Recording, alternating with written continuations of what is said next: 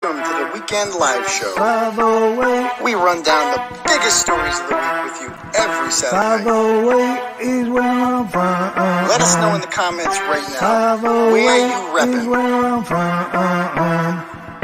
508 is where I'm from. Marshfield, New Bedford, Brockton, Malden, Tucsonville, Maine Journal, Albuquerque's in Hanson, Hubbardston, Quincy, Hudson, Dartmouth, Hampton, Conway, New Hampshire, the Garden City, Agawam, Mattapoisett, Plymouth, Pittsburgh, Lake Titicaca, Los Angeles.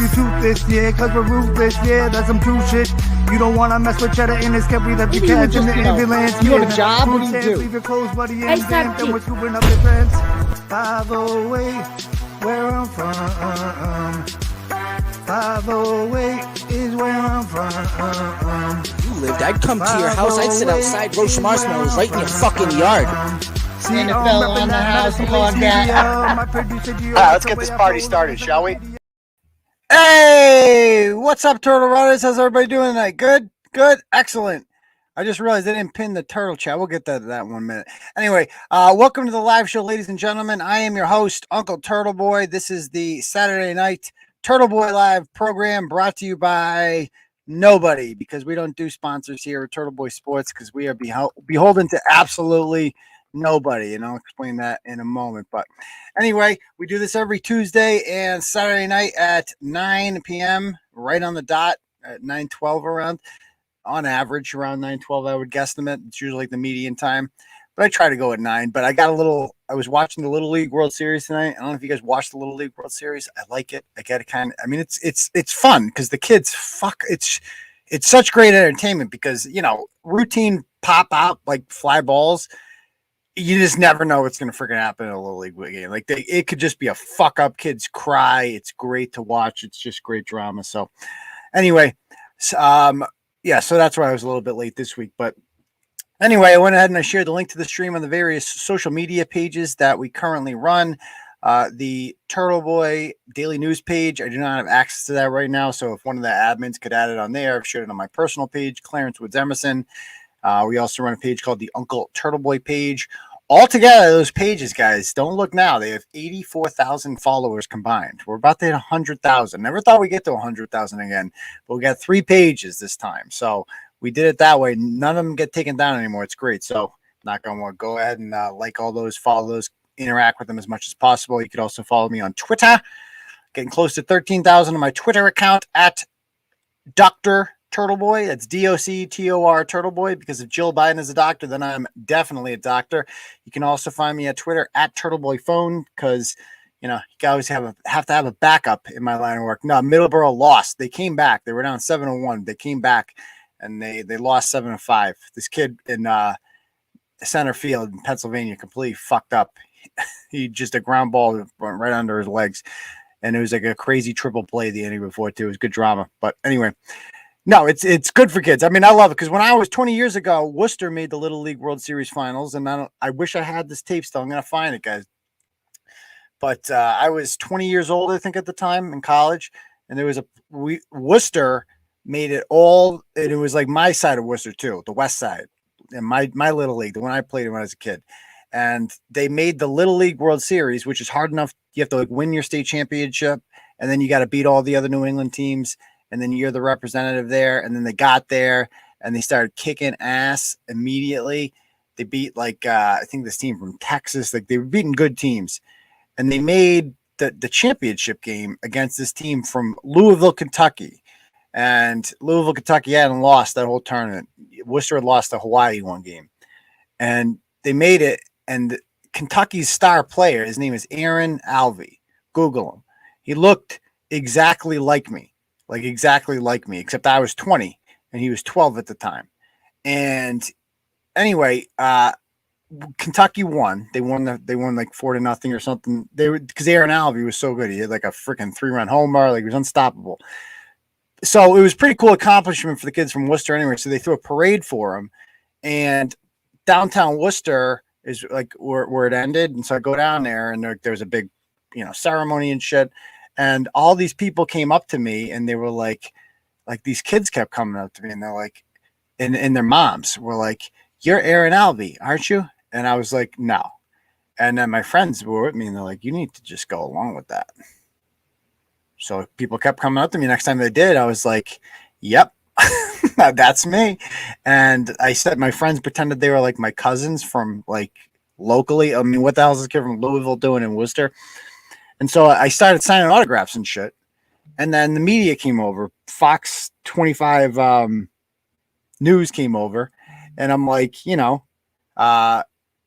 they started interviewing me. I did the whole friggin' interview. I pretended to be a 12-year-old boy from Kentucky, and I tried to do like an accent and sound like nervous and shit.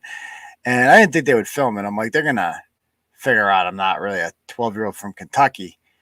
But they didn't. They aired it. That guy John Monahan, he's still on Boston 25 News 20 years later. Every time I see that guy, I'm like, that's the fucking guy. He interviewed me. And he like took it seriously. I gotta find the tape. When I was a teacher, I had the tape. I used to show my students it all the time. I'm like, this is like my greatest accomplishment ever. When I pretended to be a 12-year-old boy, I was really 20 on the news. And Aaron Alvey turned out to be a piece of shit. If you Google him, he's got mugshots and stuff. But he does look a lot like me. I'm not gonna lie, very, very much like me. Except I was 20, he was 12.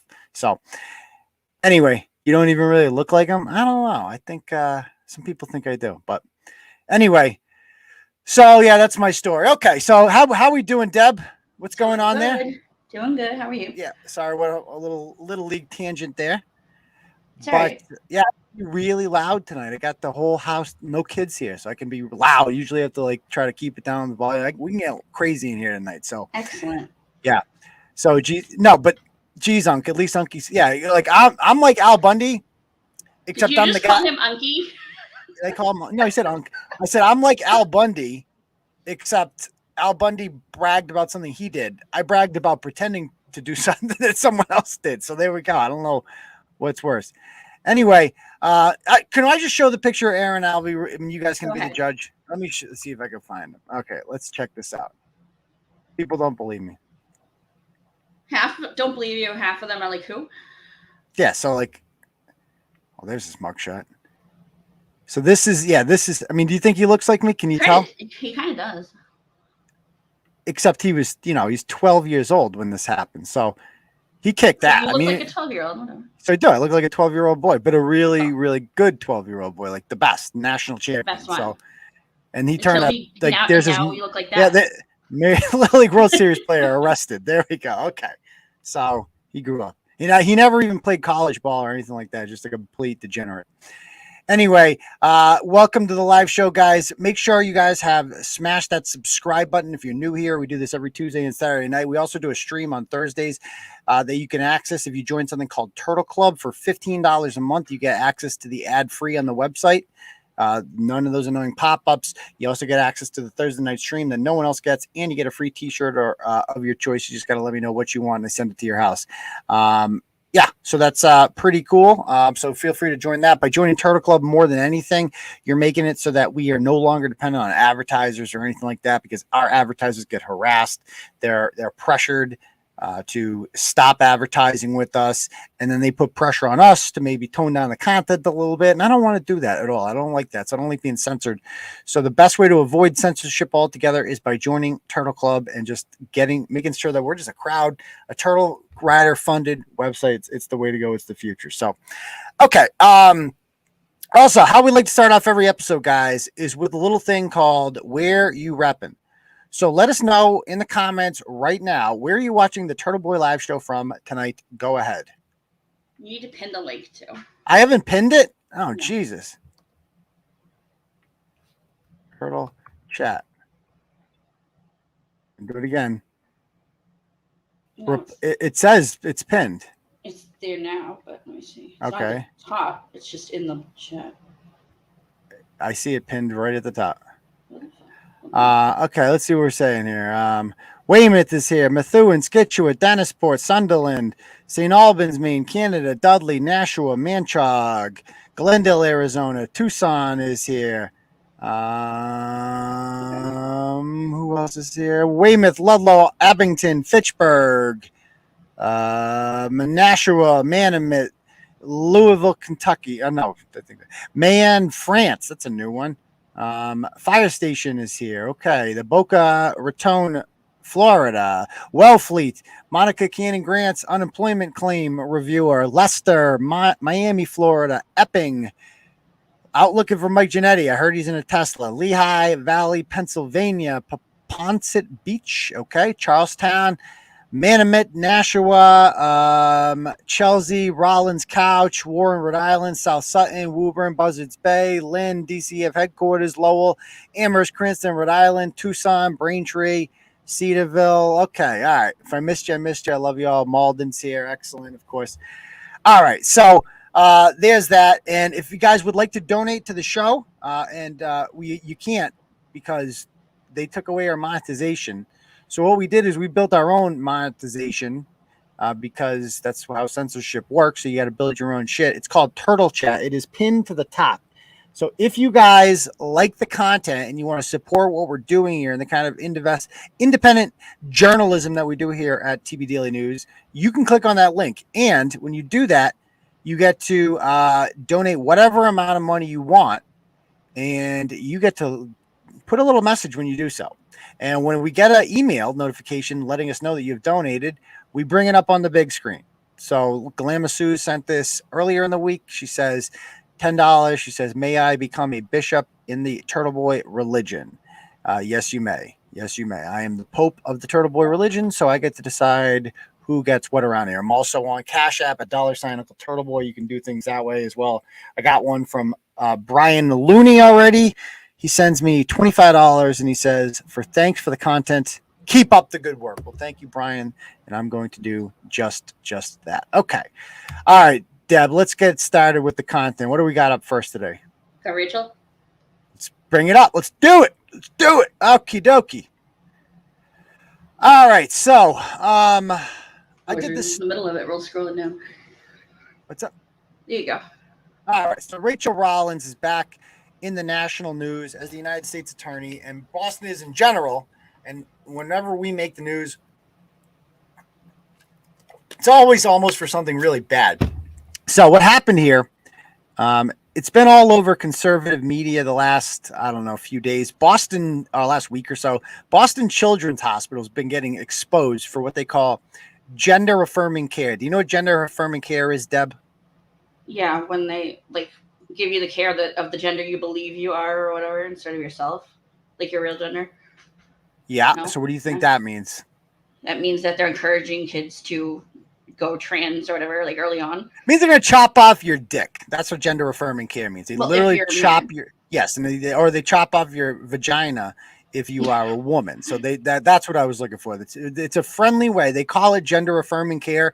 What it really means is we're going to chop off your dick, little kid. And so this is what they have to do. They have to mask it with their own little language and make it sound like it's not something that it actually is, so that they're not perceived as the monsters that they actually are. Because if they actually said, "Oh yeah, we're gonna do chop off your dick care for kids," people are like, "Nope." Yeah, it wouldn't go over as well. No. Yeah. So you can scroll down and we can play some videos here from the gender affirming care. Don't beat around the bush, literally. Yes. So yeah, that whenever you hear gender affirming care, that's what they really, and again, they don't let us use words like groomers. Like, you can't say that. I'll probably get demonetized for that. Oops, I already am.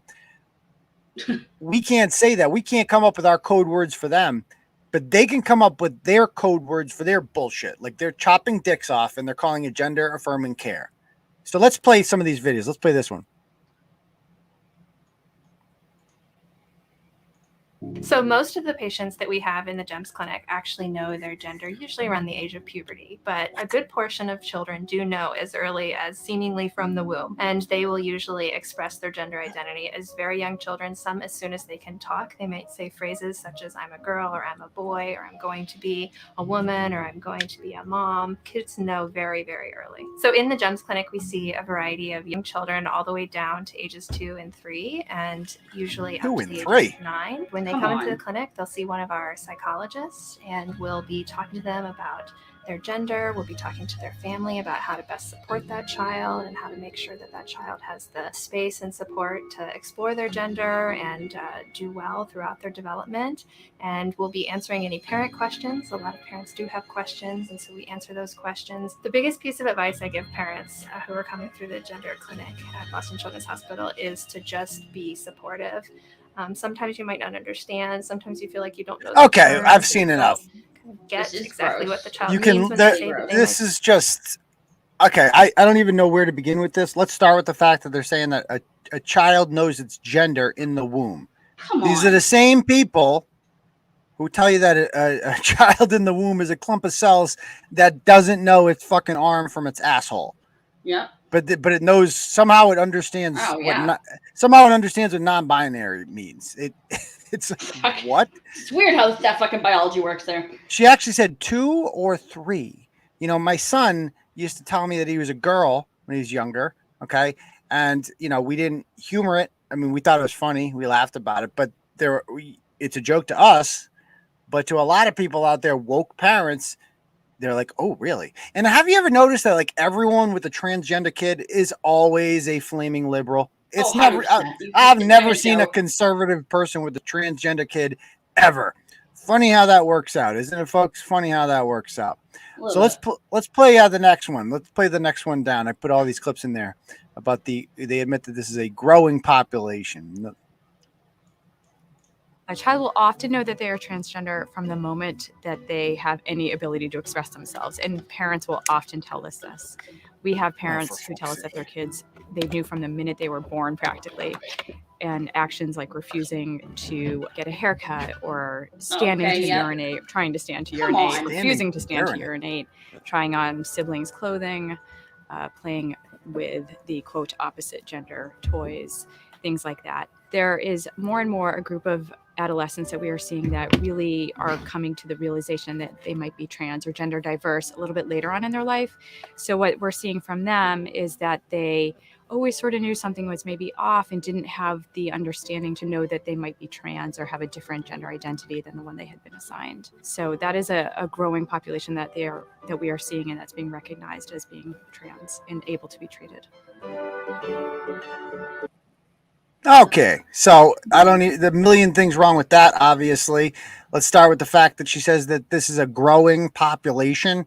Why do you think it's a growing population? Because it's become trendy to become transgender. It's like you've told these kids from day one. It's like, ooh, what would you like to pick from this drop-down list of genders? You could be a pots and pansexual. You can be a non-binary. You can be BLT 123. You can be whatever the hell you want to be. Just pick your favorite gender, and then you get to pick your own pronouns with it, or you just make up your own one. There's really no rules with any of this shit. You just get to say whatever the fuck you want you are.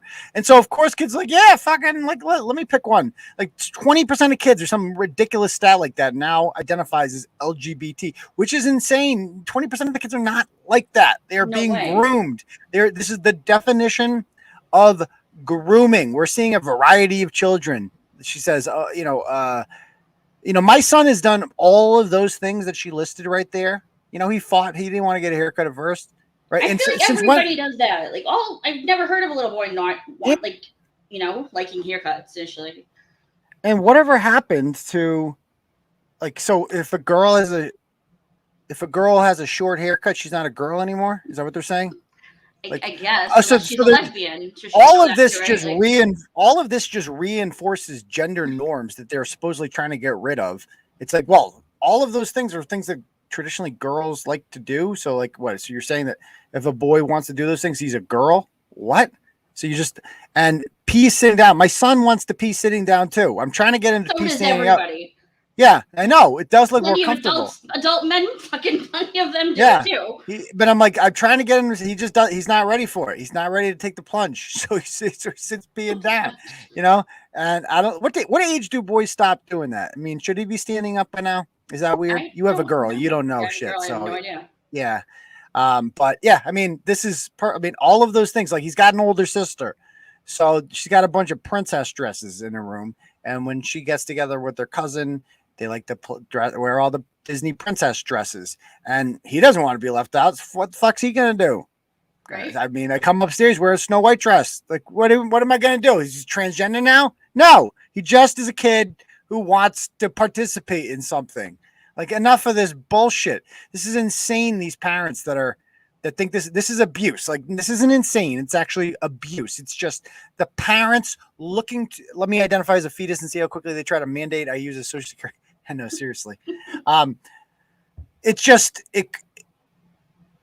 the fact that this is, a kid does something like this, and what they start doing is they start sending you to a therapist, and the therapist is like, oh yeah, let's explore. Like, play the next clip. This is a freaky one. This is a congressman interviewing a doctor.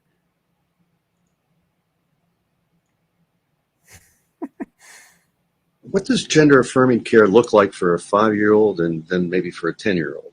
That's another good question. So for a 5-year-old, there is no medical intervention for a 5-year-old because none is necessary. What we do for a 5-year-old is that we refer them to a therapist to help them explore their gender identity and to make them feel comfortable with how they feel about themselves. Yeah.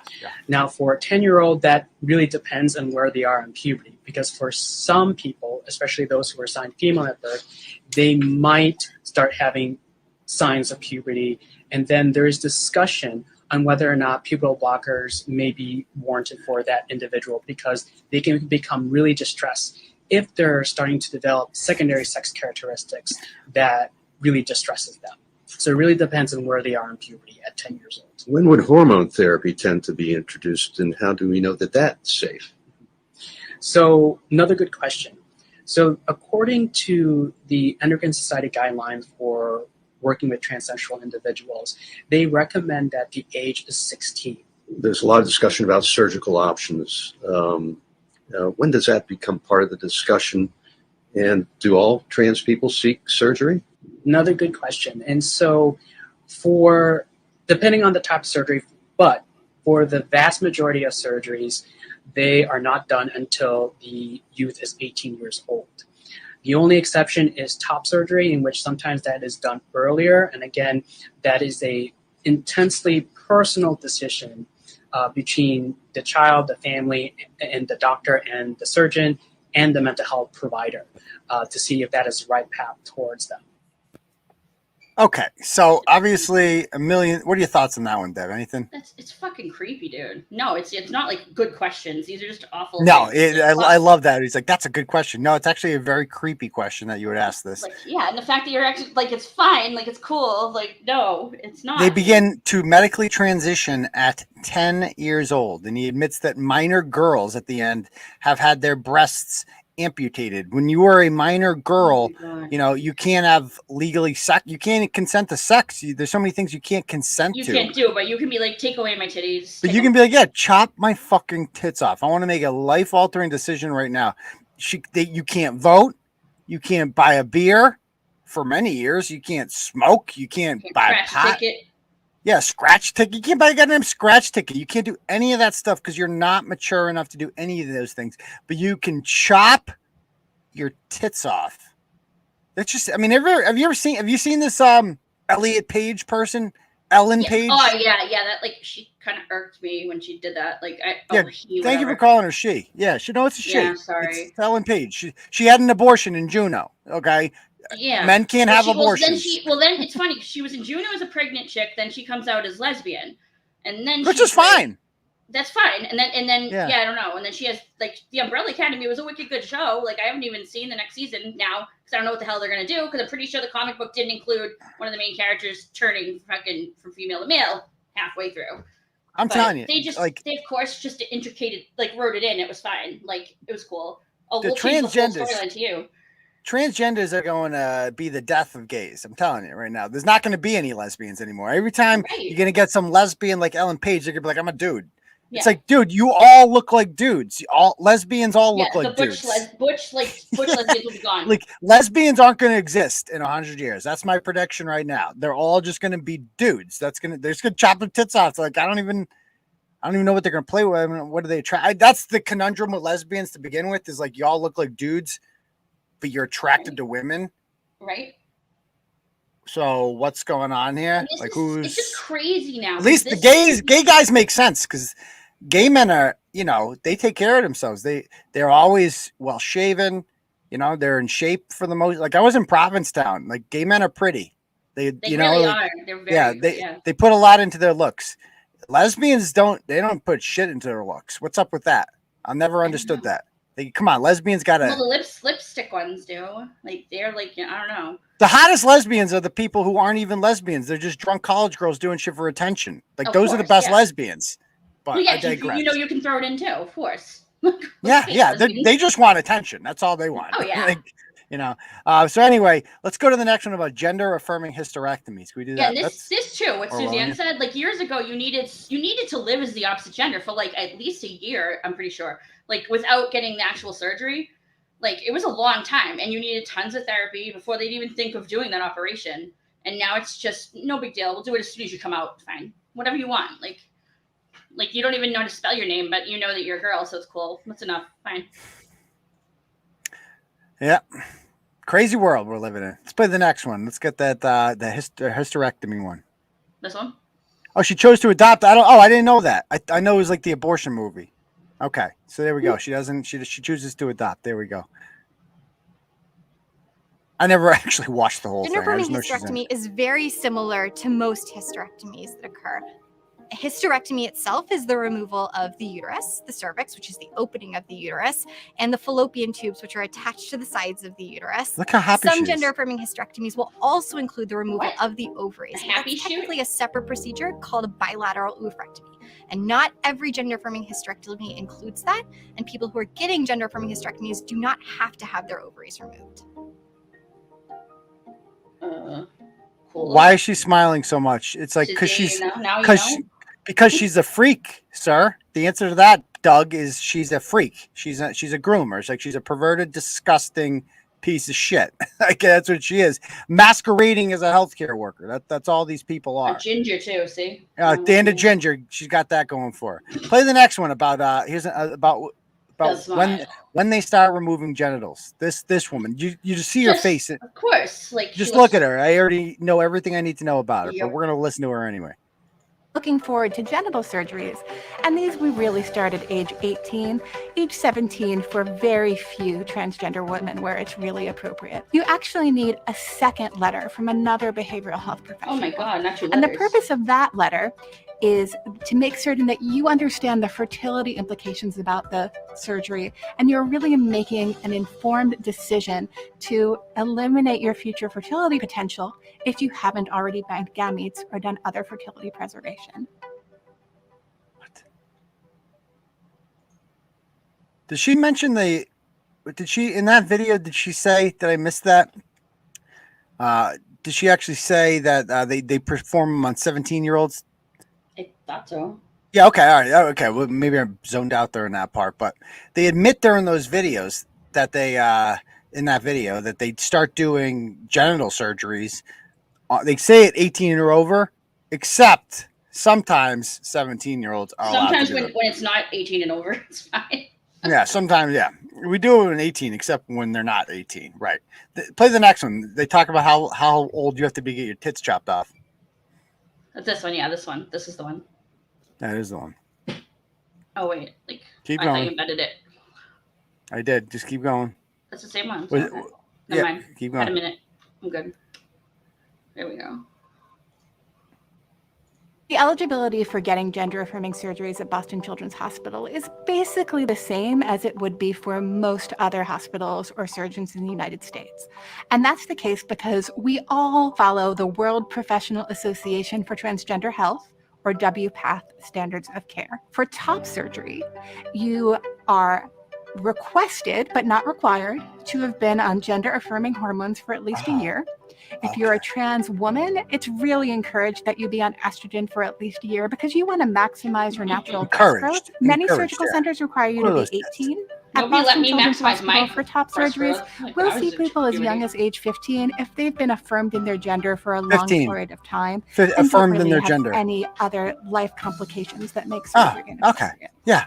So as long as you've thought you're a chick, as long as you thought you're a boy for, quite some time, you can get them chopped off at 15. You don't have to wait till you're 18. Gender. I mean, this is fucking creepy. These people should all be in jail.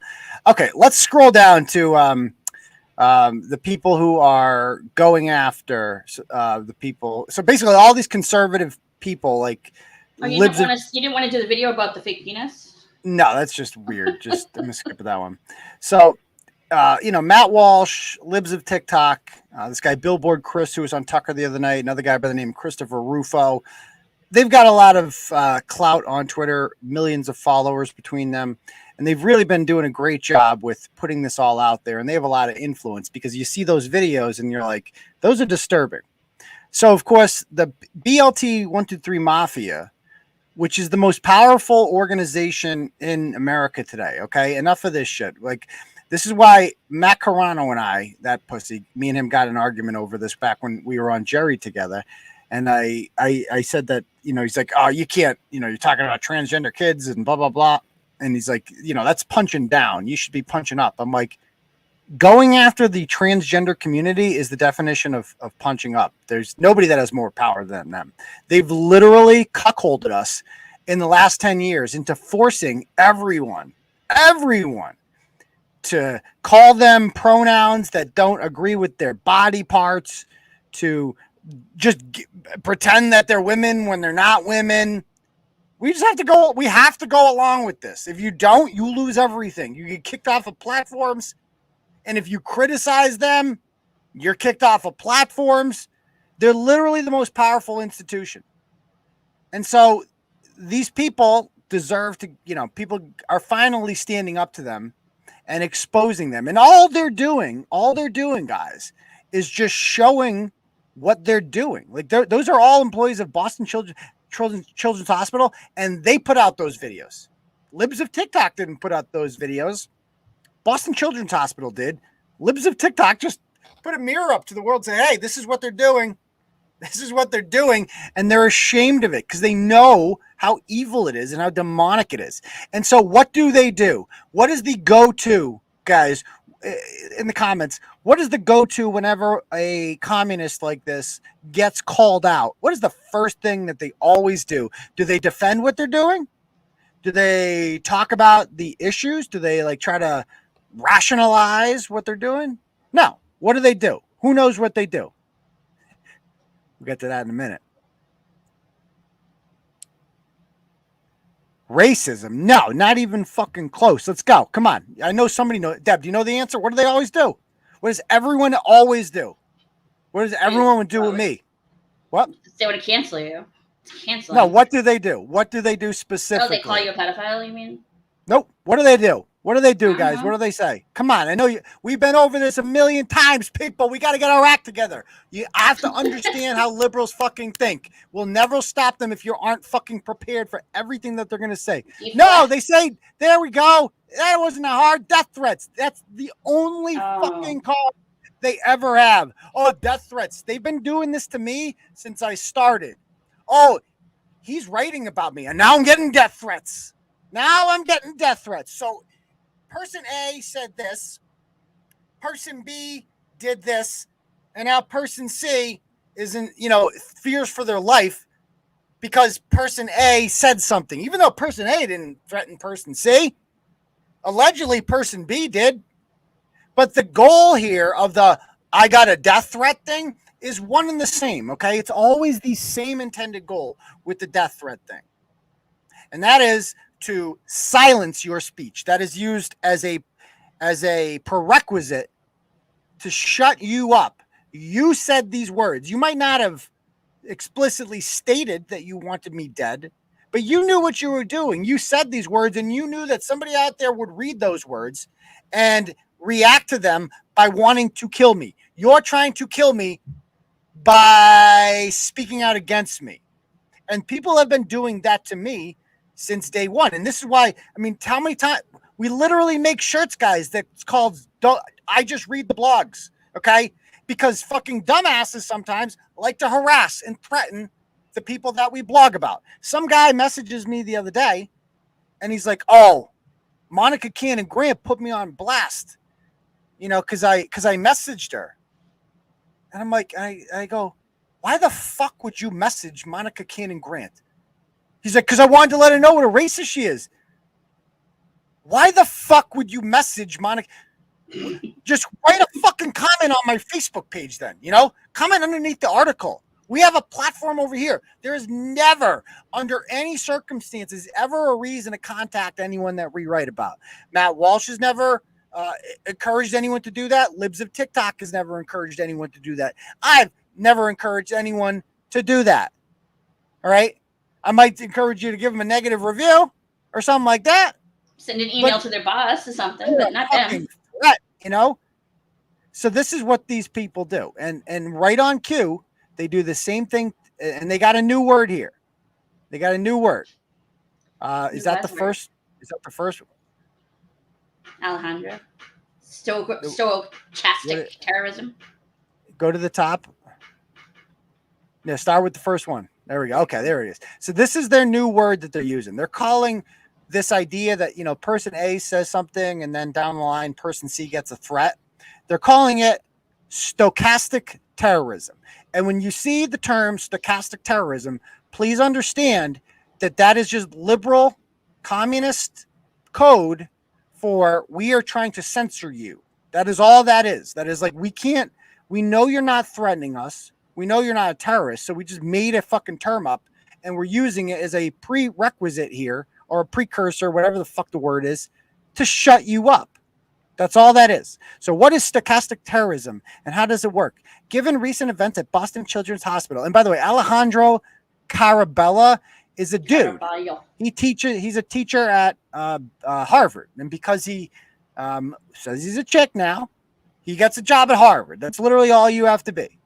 So it's a good idea to become familiar with how this process works when influential people target a particular group.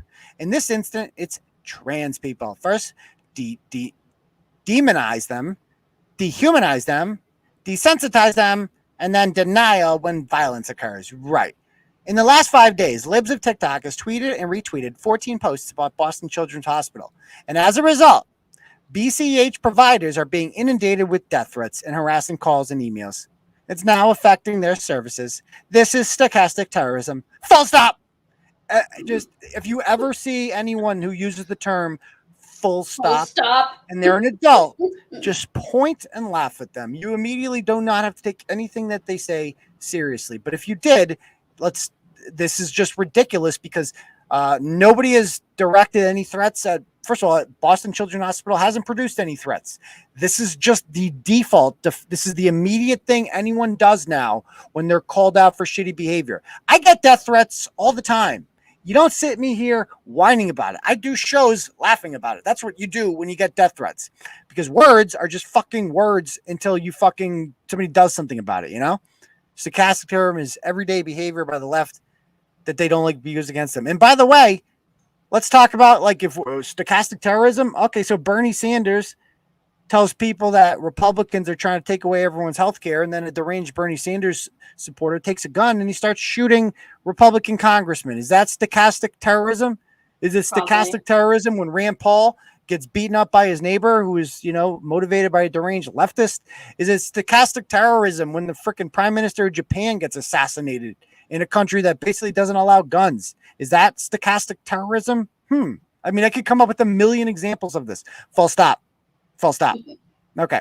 So yeah, that's all this is. And it's like one person after another. And they literally, these people like Alejandro Carabella and Aaron Reed, these people literally just sit on Twitter all day. They go to any of their feeds, there's this organization, guys, called Media Matters that literally exists. Follow them. They're at MMFA on Twitter. Go on their timeline, or Sleeping Giants. They literally exist all day to complain about people not being kicked off Twitter.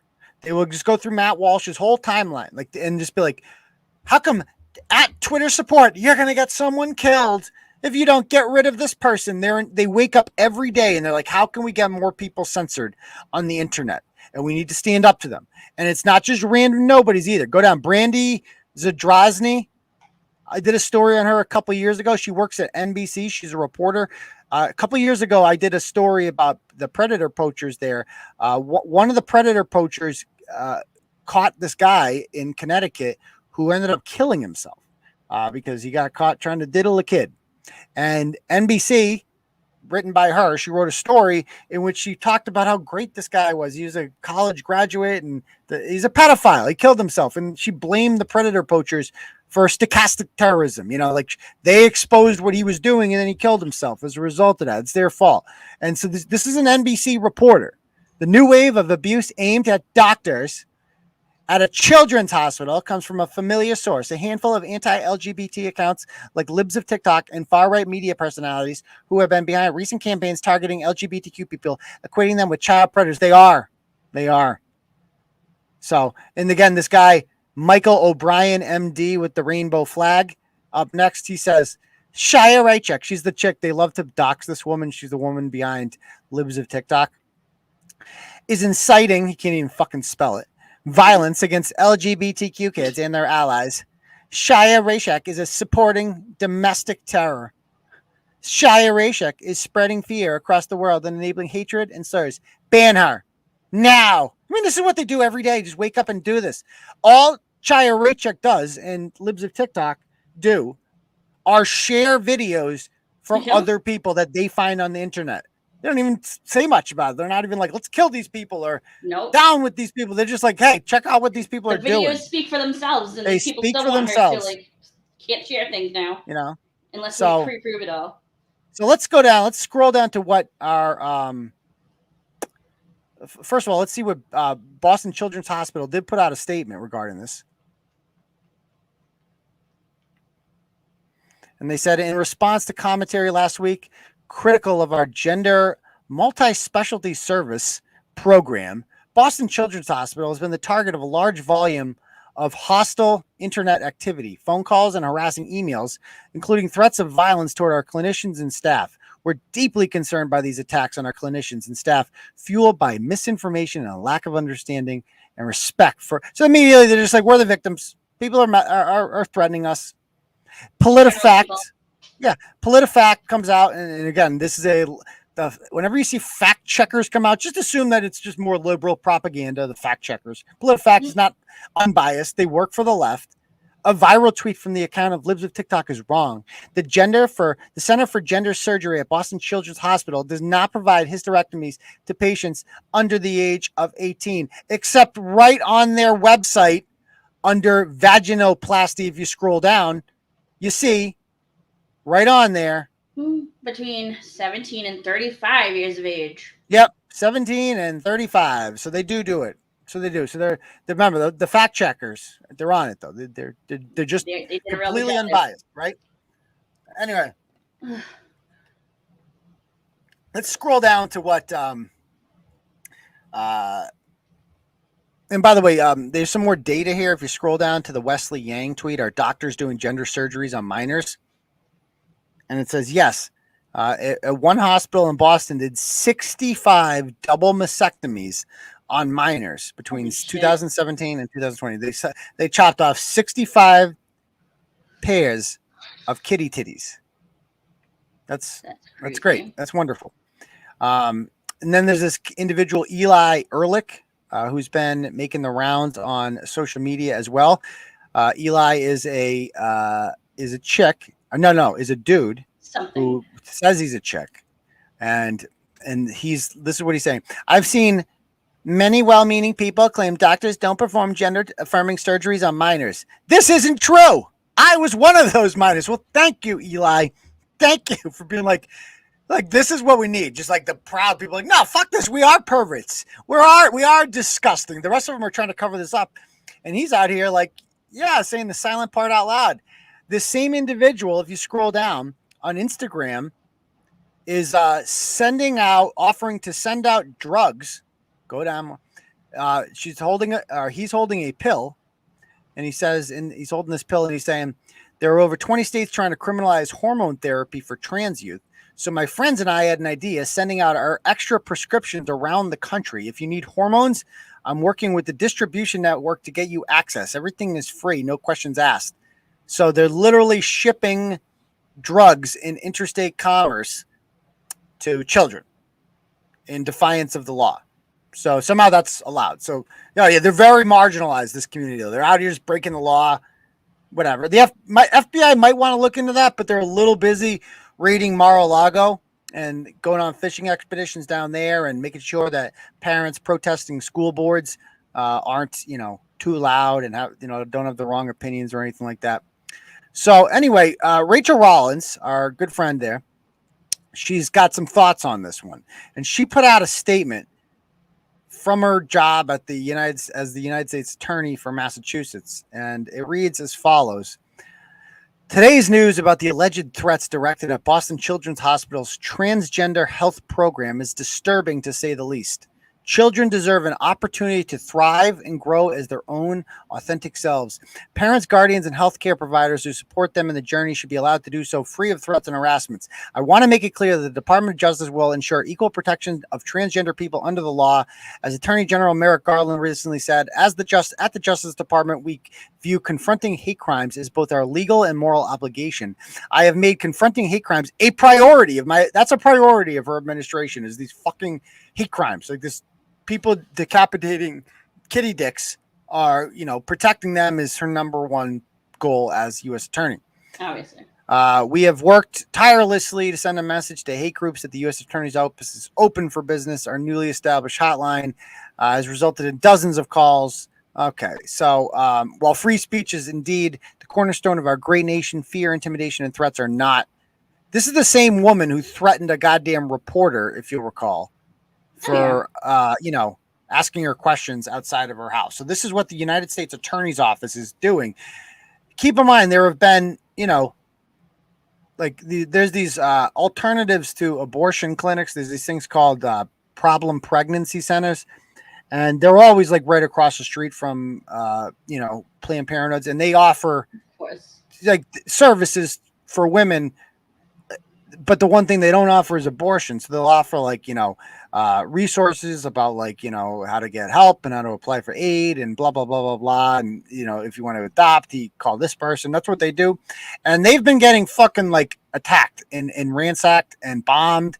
And, we're not going to look into that though. FBI is no. We're actually going to incite that. We're not going to talk. We're not going to, those places, they deserve it. They deserve to get attacked. But Boston Children's Hospital, we're going to protect you. I mean, it's so politicized, and this is why we don't need an FBI anymore.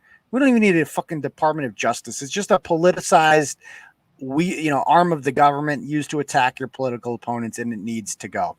So anyway, that's my thoughts on that one. Let's get on to the next blog, shall we? Yeah. Any donos? Oh yeah, we do have one. Let me bring it up over here. Got one there. Let me see. From Bobby. So Bobby says $10, and he says, I had a dream last night that Monica Cannon Grant smuggled a bag of Twizzlers into prison, taped up under her distended, fraud-filled titties. I think I am scarred for life. See, that's a good one, Bobby. I like that. That sounds like a horrible dream. I told you I cut my foot the other night during a dream. It was fucking crazy. But no, you didn't. I didn't tell you that. No. I had the realest freaking dream. So I woke up, I fell asleep on the couch, and I woke up at 4 a.m. And I must have I don't remember what the dream was. Somebody must have been attacking me. And so I started kicking, furiously kicking. And I fucking kicked my coffee table so hard. Oh, man. And it woke me up, and my fucking foot is bleeding everywhere. It was a bad dream that turned into a bad reality. I had to fucking go and stop the gushing and throw a bunch of Band-Aids on it. It was freaking crazy. But that's anyway. Crazy. Yeah. So again, if you guys want to donate to the program and support what we do here at Turtleboy, again, we don't have the super chat function on here, so we had to get creative. That's how you do it that way. It's pinned to the top. It's called Turtle Chat. Donate whatever amount of money you want, and you get to write a message with it. We bring it up, and it's how you can support what we do. I am a bit of a sleepwalker, but that was that's like a sleep fighter. Fighter. I fucked up my fucking foot bad. Do you talk in your sleep too? I don't know. I'm asleep, so I don't know. Well, I know, but like, has your, like, has No, I mean, ever said anything? No one one's ever said anything to me. So So you probably don't then. Like, I never used to, and I started to like recently. I sleep alone, so it's like It's so weird. All right, let's bring up the next one. All right, Brockton woman smears restaurant on the hub for not giving her free refills. All right, so we talked about this one briefly on Turtle Club the other night because she messaged me, but it doesn't appear as if she's going to come on. We'll try calling her one more time, but I just want to go over this. So this is Jessica Blakeman, a.k.a. Jugs Bunny from Brockton, and she went to a place called the Stonebridge Cafe to get an open-faced turkey breast hot sandwich and wasn't happy about the way that it came out. She got into an argument over the bill, and let's see what she had to say about this. I've repeatedly tried this mediocre excuse of a restaurant because friends of mine have insisted that this overpriced dog food is somehow good. Okay, so I looked up, by the way, the overpriced, it costs $9.79. You can't go to a restaurant and pay more than $10, pay less than $10 for a meal these days, but go ahead. Today, I was reluctant to order the open-face fresh turkey breast hot sandwich because there were 0 photos of it posted anywhere. Why would there be photos posted of this? Does this look like, bitch, the world is not Applebee's. The world is not the 99 restaurant where you go on their digital menu and you can fucking pick. Most places just have a fucking menu. Imagine is that expected now that you're going to have a picture of the food? Even the tiniest diner, I want a picture of every fucking meal. Every picture. Like, you know what it looks like. It's an open-faced sandwich. It comes with one piece of bread because it's open. And they usually come with 2, I think. The other one's just on the other side. The other one's on the side. Yeah. Right. So it's not like a traditional sandwich. Sandwich. You can make it one if you want. But gravy. Yeah. Unsurprisingly, the dish tasted awful with abrasive cinnamon tasting stuffing. Oh, it was abrasive. It scratched your throat all the way down. Yes, the cinnamon just fucking scratched that bitch. It's all abrasive and shit. Which, mind you, is not listed as anything other than ordinary stuffing and soggy bread. Bitch, it had gravy on it. Why wouldn't the bread be soggy? What do you think's gonna happen? You ordered a soggy meal and it came out soggy. Shit. The cherry on top is the nasty staff who attacked me over a price discrepancy. I will never return to this place ever again. Between the woman with attitudes who yelled at me and the terrible low-quality food. If you're considering this place, I have a long list of recommendations of anywhere else in the South Shore. You could go, blah, blah, blah. Anyway. It's pretty damn good to me. I don't know. Yeah, I mean, so she didn't say what the issue was. I mean, I wouldn't eat that shit because I think that's... You don't know like how turkey I feel. anyways. I don't like Thanksgiving. I don't like Thanksgiving. So it is what it is. And so anyway, but the part she did forget to mention a couple things here. Jugs Bunny did. And one of those things, I believe, was that what did it say? Oh, the juice thing. The juice thing, yeah. The juice thing. So let me read this from Daisy Q. It says, just to set the record straight so no one has to read through the comments like I did, she got double charged for a juice because juice is not a soft drink, for one, so no free refills on that, and clearly made a fuss about it to the staff, which gives off broke vibes. 2, she ordered a cranberry juice, then an apple juice, because she didn't like the bitter taste of the, quote, cheap juice. First of all, it's cranberry juice. It's literally bitter by definition. Like, it's like saying I got a pickle and I'm mad at it because it's sour. It's supposed to be, cunt. What's wrong? Like, it's the definition of the juice. It's bitter because she didn't like the bitter taste of it. That right there should show you how much she knows. 3, you went to a breakfast spot for an open-faced turkey sandwich, then complain when they add cinnamon to the stuffing mix. So she says. I don't know. You're weird. Stonebridge is a great place for breakfast. If you want a good turkey feast, go to JL's in Abington. They're cash only, so you don't go looking broke because you can't cover the $3 ATM fee. Okay, and so she talks about it. So she admits it below, and she actually says here in the comments, cranberry juice was so bitter, I deliberately ordered apple juice to try to fix the cheap taste. But go ahead and assume. It's like you're supposed to, you don't get free refills on the juice. You don't get free refills on the juice. Like, so what do you want me to... You don't get a free different flavor juice, motherfucker. Yeah, like... The fountain drinks come with free refills because those cost the freaking restaurant nothing.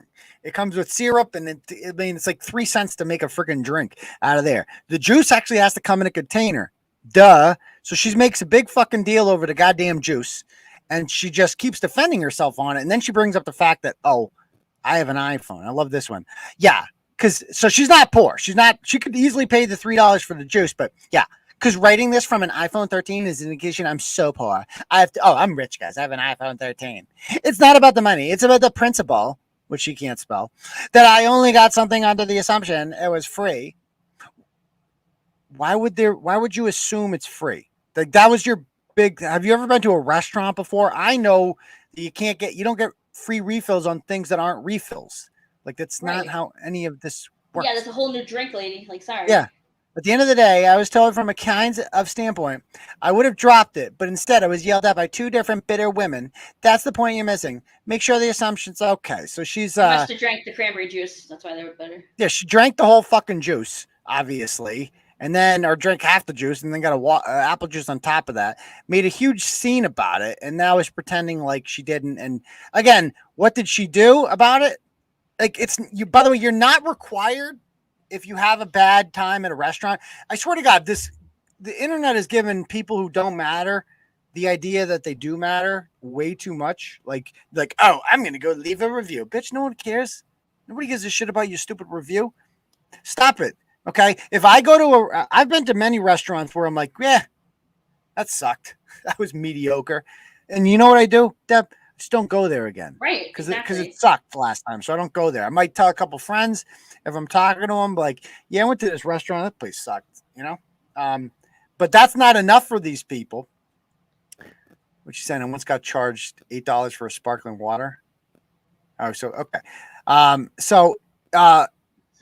Okay. So yeah, we could put that down. Okay. So it was just taking up a lot. So I'm like, you can just tell your friends about it, or you just not go there again. But these people feel the need to shame the business too, because that's what this was. This was all revenge. She was pissed that she had to pay $3 for something that she got, and she couldn't believe it. And she's like, well, I'm rich, so why are you penny pinching me? If you're rich, then just fucking pay it, cunt. And they got, like, none of us were there to see actually what happened. Quite frankly, I find it hard to believe that they're in the wrong. I find it much more believable that the annoying chick on the Brockton Hub who decided to shame them in front of 70,000 people, because that's how many people are in that group. Because she could have run it on her own page. She went on the Brockton Hub to share it with strangers. She wanted this for to be like what a fucking purpose? issue. And so she messages me, and we on Turtle Club we shared all the messages on Turtle Club the other night. That's why you guys should join. Go watch that if you haven't already. It's wild, her thought process involving why she did nothing wrong here, because this is just the new generation vassals that just, like, first of all, she's like, you're double my age. Oh, fuck off, cunt. I'm not double your age yet. Stop it. Maybe a couple years ago I was, but not anymore, bitch. And you're going to be here before you know it too. But this idea that she's like, well, they were mean to me, and I'm the victim here, and I have every right to do that. Bitch, they didn't go on the Brockton Hub and shame you. But she's like, how can you do this to me? How can you put me out there? Bitch, you put them out there. You put yourself out there. Like, she started off being like, oh, this doesn't matter to me that you guys are laughing at me because I know I'm right. And then she's fucking, like, begging you by the end of your messages. Like, I'm begging you to take this down. See it from my side. Like, dude, really? Like, have you thought about it from their side? No. Turtleboy, can you admit she has nice boobies? No. Because they're not even like nice ones. They're like, they're just those are fat boobs. Those aren't, any fat person can have big boobs. Like, duh. Fat men have big boobs. If you don't, you probably look really weird. No, like, I'll credit her boobs if she was skinny. Like, sorry, not sorry, just a fact. So that's there. Anyway, so I'm going to try to call her real quick. I highly doubt she'll answer. She wanted to talk a lot before. But let's see if she'll answer this time. So I did message her. Let's see if she has messaged me back. I'm thinking she hasn't. She got sagging dragons. I guess Jessica Blakeman. Where'd she go? Okay. She's not read my last. I'm going to call her. Can you guys hear that? Anymore. Nope. If she answers, I'll change the mic. Stay live to tell you if she answers. Of course.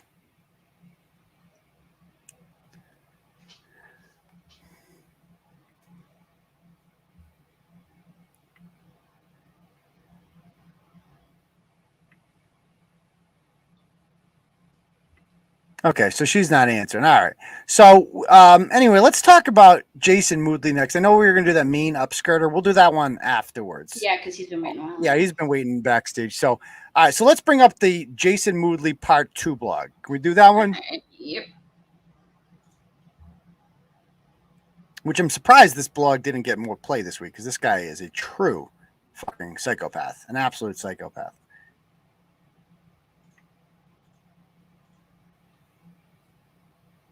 Let me check the Turtle Club. Any donos here? Oh, we got one from Glamasu's. Let me bring it up. Hey, where's M Job been? He has. I haven't seen him in a while, actually. Yeah, where'd M Job go? He's usually a regular around here. Anybody else disappear? Let's see. Okay. Glamasu's sends 50 and says, F the crazy broad who broke into Chad Brown's house. She's a bunny boiler. Who's Chad Brown? I don't know. Who's Chad Brown? Anybody? The football player, Chad Brown? So F whoever that is. Fuck him. Okay. Yeah, Rhonda, we'll get you next. We'll get you in the next story because I definitely want when we do that one, I'll put the link in there and we'll get you up there. So anyway, thank you very much, Glamasu's. I appreciate that. If anybody else would like to donate, you can give a shout out to your friends on there. Maybe it's somebody's birthday, whatever you want to do. It's your turtle chat. Whatever you put on the message comes up. So if you want to support what we do and put a message out, you can click on the link above. It's called Turtle Chat, and you can do just that. Or you can cash out Uncle Turtleboy. Or you can cash out $sign Uncle Turtleboy. Either one of those options work. That is correct. Okay. Oh, I got one from Andrew here. He sends $5.08, so 508, for the exposure of the absolute losers in the storm. In the storm. They really are the biggest fucking losers. And I might have something on them at the end. Stay tuned. Okay. Chad Brown Projects in Providence. Okay, cool. All right. Oh, he's a horse trainer. His ex came into the house at 11 p.m. and went after him. Ooh, that's not good. Fuck them. Fuck that ex. Okay. All right, let's get the next blog up here. Let's see. Okay, so Psycho Dad Part 2, Jason Moodley. All right. So let's talk about this guy. So in part 1 of the series, we talked about how this guy sabotaged his own pod festival by sending racist messages and had several run-ins with the law over his online postings accusing another man of being a pedophile. That man's name is Casey. He's going to be joining us shortly. And I first met Jason 6 years ago after an accident in which the mother of his children, Ashley Sheehan, was killed in an accident in the Mass Pike after a crash. He invited me to his hospital room, and he made an allegation in there that this woman named Gina in the front seat had jerked the wheel and caused the car to spin over, and that she did this. And then after he called his lawyer up, who turned out to be Mike Maloney, who ended up being my lawyer, and was like, and Mike Maloney told him, "Don't comment. We don't want these out there in the media. We don't need that."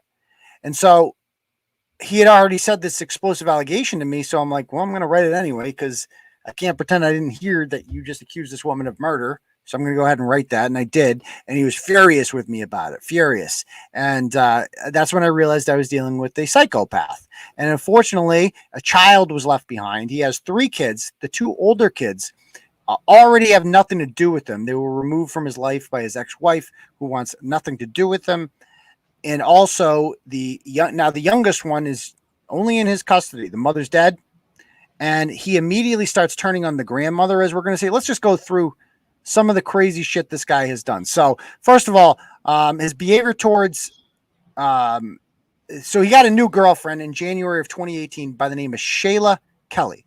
And they lived together in her home in Charlton, where she kind of became the de facto mom, which is weird, but whatever. And Shayla, they lived together and she became the primary caregiver. His behavior towards her was controlling and abusive. She attempted to end their relationship in July of 2019, but was concerned about leaving his daughter in his care. He had dozens of police calls and 51 reports filed by the police. I mean, look at all those goddamn calls. It's insane. So in January of 2020, Shayla reported Jason to DCF after he threatened to kill himself and put hands on his daughter, at which point Ashley Sheehan's mother, Robin Castle, took in her granddaughter. Jason was hostile towards her immediately after her daughter was killed in the accident. From his bedside, he accused the grieving mother of stealing from him and became antagonistic towards Ashley's family. So, I mean, imagine doing that. Your daughter's dead. You still have your granddaughter, but access to her is controlled by this psychopath who is accusing you of stealing from the fucking hospital. I mean, think of how much that hurts. As the years went by, Jason became increasingly confrontational towards Robin, and it got much worse once she gained temporary custody of his daughter. Jason began an online smear campaign against Robin, accusing her of giving his daughter bedbug bites and alleging that she was a drug addict. Because this is what this guy does. Whenever it's all baseless with him, he just accuses you of everything, and none of it's true, and he thinks it's normal. And so what was that? Yeah. And so here's a message that he sent to the grandmother. Robin, I tried to in February of 2020. Robin, I tried to message you when at Yam. I don't know. You did not let her talk to me. My mother even tried to call you, and you still did not let her talk to her. This has been reported to DCF. Goodbye. You'll be getting a letter in the mail to be at a court from March 6th by my mother. Is being awarded sole custody of Audrey if I have my way. I am done with you using your granddaughter as a piggy bank, much like the world uses me as one. Oh yeah, he's a big shot. I am sick and tired of random people wandering in and out audio house, out of your house. In and out of your house. Yeah. That when I was there, I was seeing left and right living there. I'm sick and tired of my daughter being covered in flea bites because your house is disgusting and you can't keep it clean. The final straw was when you tried to use my daughter for entitlement benefits, but you're too lazy to work. My daughter deserves better than this. Goodbye. Oh, right. We meant 7 a.m. at the top. EM. Oh, I gotcha. Oh. So with the child safely in Robin's care, Shayla ended her relationship with Jason and kicked him out of their house in Charlton, which he didn't take well, according to her. And he kept coming back to the house to, quote unquote, get his stuff and break garage windows, took all her doorknobs, ripped stuff off the walls at their 4 trips to her house and having the police there. Charlton police told him no more going there to get stuff out. He could take him to court and blah, blah, blah, blah, blah. He tried to convince her that she had drug and alcohol problems, which she doesn't because that's all she does. Right. We tried to convince DCF that. Thank you. While they were fighting in July, he threw lit cigarettes in her face, spit at her, and threatened to drive his car off the road at the accident site where Ashley died. So that must be the suicide thing. That's fucked up. That makes it sound more like it was like intentional that he did that. Now he denies that this happened, but it's like when you see his online behavior, like, well, that's pretty fucking consistent with who this guy is. Exactly. So she got an abuse prevention order against him in Dudley District Court in April of 2020. The order specifically said that he was not to post about her on social media or have any contact with her. It was extended for a full year in May of 2020. But he doesn't really give a shit about the orders. He continues to harass her. So he's constantly calling and messaging my family and close friends to try to get information about me and try to convince them that I needed help with my destructive behavior. He would call the police at all hours of the night and day and send them to my house to do wellness checks on me because he was really worried about my drinking. I was sober each time. She visited his daughter at Robin's house since she had become a maternal figure to her. On April of 2020, he was charged with violating the order during a FaceTime call with his daughter by using that time to attempt to communicate with Sheila. Okay, so with Shayla. So somehow that's in 2020. Later in 2020, he gets custody back, only to lose her again in May of 2021. This is when shit really hits the fan, when he loses her again in May of 2021. Why? Because he began to make deranged Facebook posts baselessly accusing his new boyfriend, Casey, Shayla's new boyfriend, Casey. New boyfriend, Casey, of being a pedophile. Play this tape if you haven't seen this. This is wild. Even though the state took my kid away from me and gave her to these pedophiles for a year and did nothing, the pedophile still has his kid. He's posting pictures of his own boy online, nude with him in a bathtub, fucking running around in a diaper, but they allow him to keep his own kid. Funny the society we live. Brother, he sounds like fucking Hulk Hogan. The gash in the middle of his head is so perfect too. It's just like, in case because you don't know how that thing got there, but you assume it was something crazy. Like he smashed his head against. He just looks like the fucking biggest nut job. So he's charged with violating the order against Shayla for these posts and had an order taken out against him by Casey as well. He then violated the order against Casey a couple weeks later by posting about him on Facebook, and his behavior in court was described as volatile. And starts posting about anyone in the community that has additional proof of my daughter in Charlton while she was removed from custody last year, if you could forward it to me, offering money reward. So he just calls this guy a pedo constantly. Once he finds out that, like, so he's jealous basically that this guy's banging Shayla now.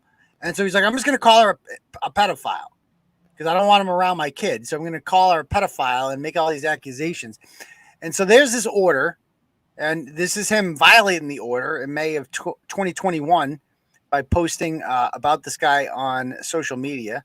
In September, he reaches out to me directly. Even though he doesn't like me, he reaches out to me directly in September of 20. So in May of 2021, I started getting a shit ton of messages from people. You got to blog about this guy, Jason Moodley. He's like, I mean, I name searched Jason Moodley in my inbox. So many messages come up. Like, you got to write about this guy. And it was just so convoluted, I never got around to it. It was too much. And so in September, he messages me. Keep going down. He messages me. And he's going to try to, even though he doesn't like me, and he was unhappy about the coverage of the last story I did on him, he wants to use me this time. So he's like, hey, sorry to bother you. I know we didn't end things well when I was in the hospital. I can't believe I'm saying this, but I need your help exposing serious government corruption. Able to grab lunch tomorrow or something next week to show you got everything. My daughter's been involved in the DCF case. The crackhead grandmother made a claim to DCF to have my daughter taken away, that I was suicidal. I was screened out that I wasn't. I explained to DCF that the grandmother was literally trying to take my daughter to feed her drug addiction and get her social security check and blah, blah, blah, blah, blah, blah, blah. All these lies, all this bullshit. I reached out to your staff for help in May to get the word out of what was going on. In the end, I actually snapped. I was arrested trying to take out a full police department. But that's never good. But in the end, my daughter was removed from the toxic situation, not returned to me, but instead put in foster care because of my meltdown. About a month ago, DCF sent me an action plan admitting that the man I was reporting for a year did indeed attack my daughter. That none of this is true. Okay. And anyway, in January, Jason gets sentenced of this year to 1.5 years probation for violating this prevention order. And if he continued to post about them, he would be in violation again. Meanwhile, Jason's daughter, as we're going to see here, was living in a foster home while he had weekly visits. The permanency goal was to reunite her with the dad. The court appointed a guardian ad litem, a gal. Is that how you say it? Ad litem or litem? Whatever. It's Latin. It's dumb. Who acted as her attorney. The gal filed a motion to force Jason to stop posting about her as well after he used her in an ad to promote his pot festivals. He runs pot festivals, and he's using a kid in the ad. So that's great parenting. The court banned him from posting images of his daughter on social media, threatening lawyers, judges, and DCF workers, and sharing confidential information about his daughter. And so we posted all of the documents backing that all up. A few weeks ago, Jason began to flagrantly violate the order after being informed by DCF that the new plan was for his daughter to be adopted. Once he found this out, he freaked out.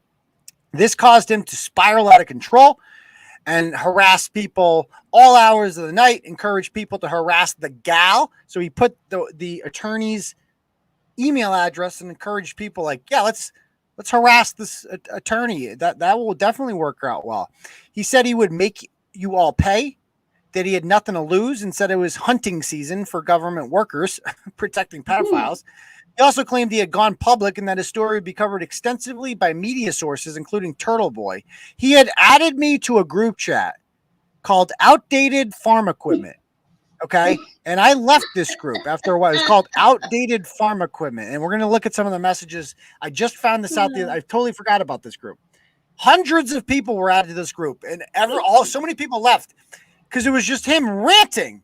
And then he's got a fake name called Jamal that he would use to say the N-word. And Jamal's not real. It's just his alias. And so he's just, going crazy around this time.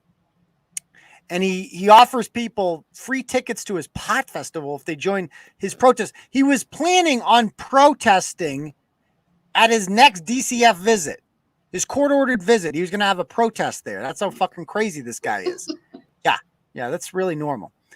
Well, he lived in my house and now likes to frequent all the spots I bring my daughter. Pretty sure it won't be long before we catch up. Good thing that restraining order he put on me expired. Come across, all bets are off. Take notes from Lucas and Kayla. Yeah, this is not good. Yeah. So anyway, he's tagging me and shit. And, it's just, you can scroll through these posts. We don't have to read them all. It'll take all night to read his rantings. Seriously. Just everything he's doing here is a violation of the court order. You can't do any of this stuff. I don't know where Maloney was telling this guy to shut the fuck up. But apparently if he did, he didn't listen to it. And he's talking about DCF's getting sued. And we're going to go after DCF and take down the whole system. And it's this huge conspiracy to protect pedophiles.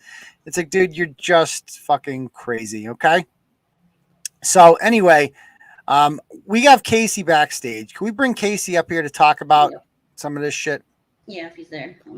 Is he still there? There he is. Yeah. Casey, you good? Hey, Casey, how you doing? Can you hear us, Casey? I can. Can you hear me? Yeah, we can hear you. So what was this like? What was it like to deal with Jason Moodley? Jason has more fucking red flags than a carnival. I don't know. Yeah. It's been a trip. It's been a very interesting 2.5, almost 3 years. Right. So he contacted me. You might have seen in the blog. First of all, has this affected your rep? Has this damaged you at all? The things that he's saying about you? So he's been having this festival. You call it a pot festival. It's called Higher Education. It's out in Maine. I'm not sure if it was always there, but anyway, he's had it for a few years. And every time he gets a group of people behind him in support of the festival, he starts to make this motion kind of towards reattacking the same issue. So every year around this time, I have random people sending me death threats, doxing me with outdated information, making ridiculous claims. And I actually keep a lot of paperwork in my car for the sole purpose of showing them they're fucking naive. But I do sympathize with some of them because maybe some of these people are, victims of child molestation. Some of them are probably just stupid.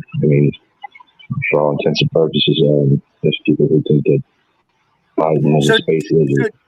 Did you know what Turtleboy was, or did you just find out what we were because he kept tagging us and shit and telling you that we were going to expose you? I had no idea what you were until probably 2020, and then I kind of got really fucking nervous at first because I started to realize that you have quite the following. Yeah, but we also do our research, so that's a good thing. So if you that's become apparent over time. So those concerns kind of went by the wayside. Yeah. So Jason, he tried to. I met Jason 6 years ago when he invited me to his hospital bed to talk about the car accident and how he said it wasn't an accident. Which, quite frankly, at this point, I don't even know if any of that's fucking true. I don't know what the hell happened in that car that night. All I know is this guy's a lunatic.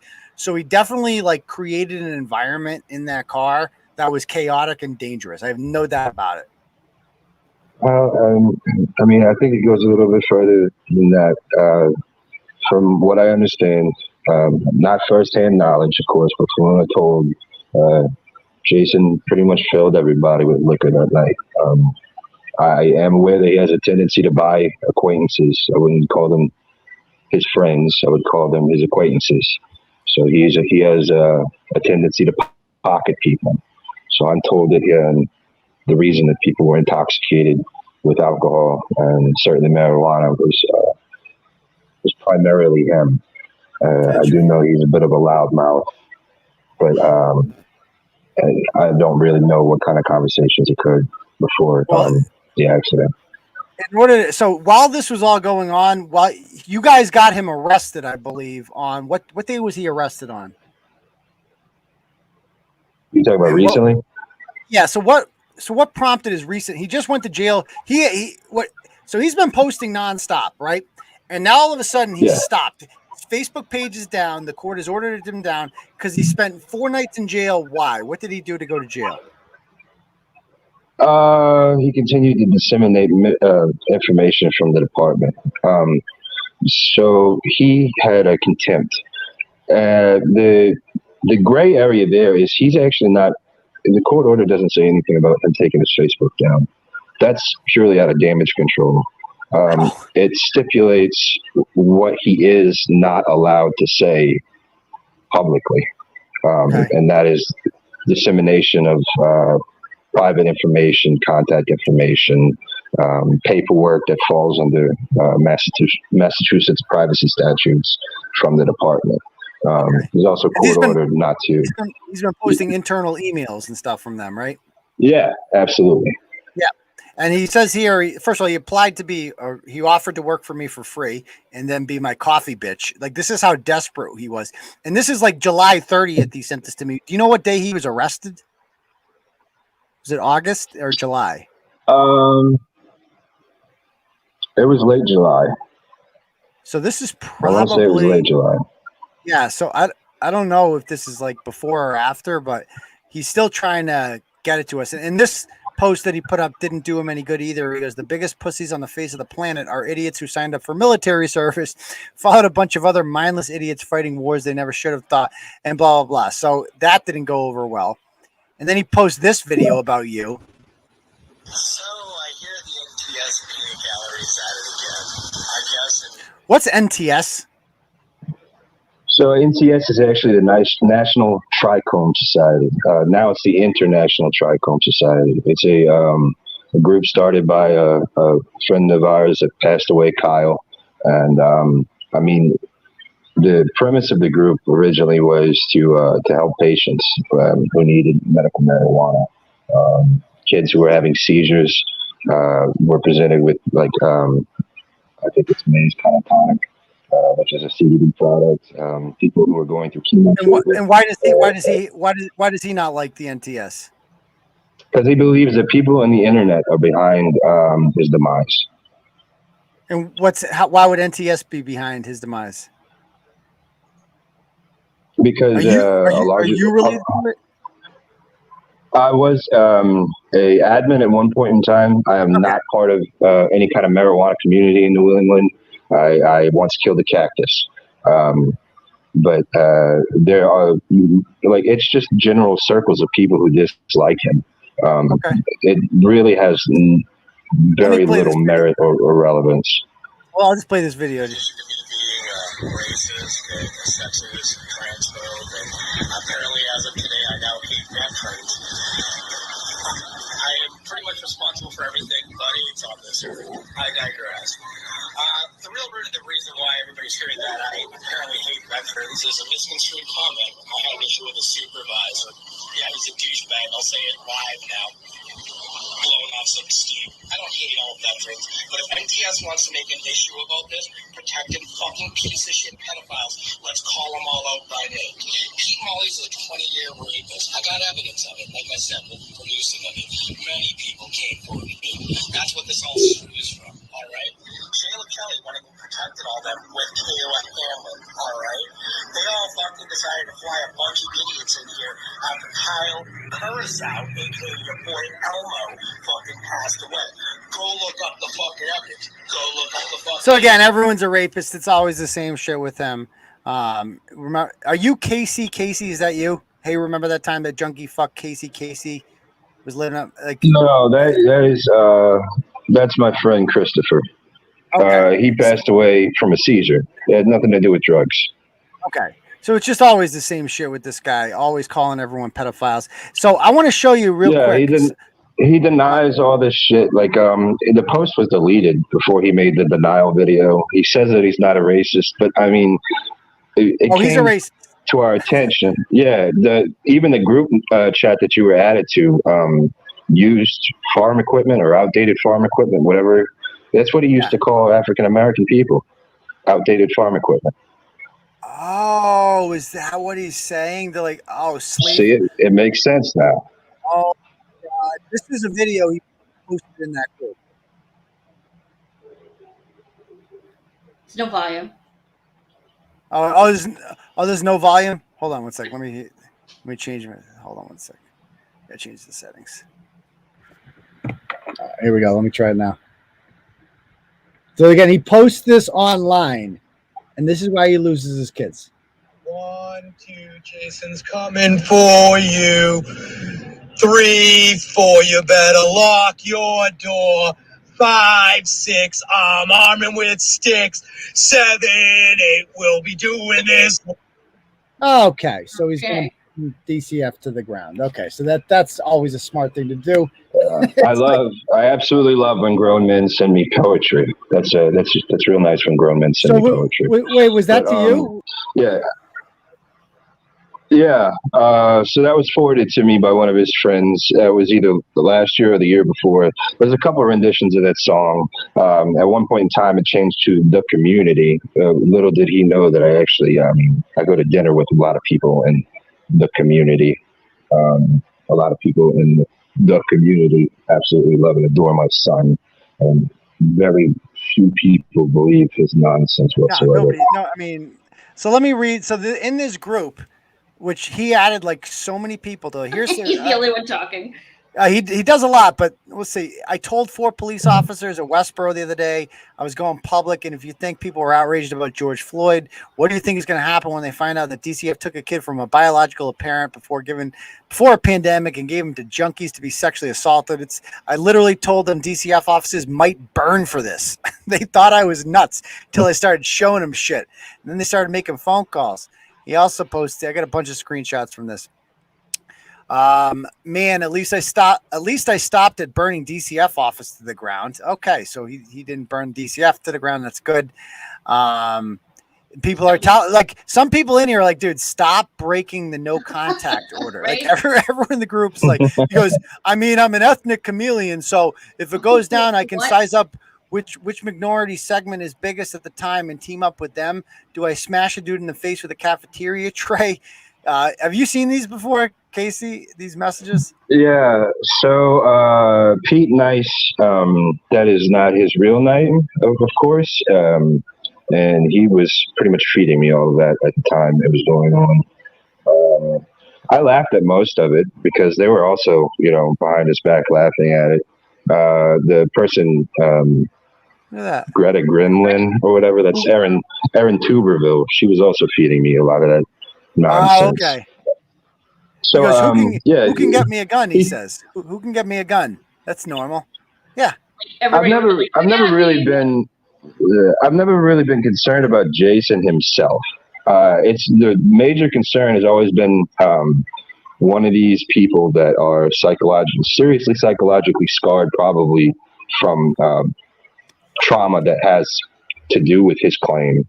And I have periodically been in fear of somebody just walking up behind me and blowing my brains out in front of my kid, but not necessarily by Jason. Yeah. Well, this is he posted screenshots from a DCF worker who appears to be on his side. A woman by the name of Christina, I think her name is Christina. Yeah.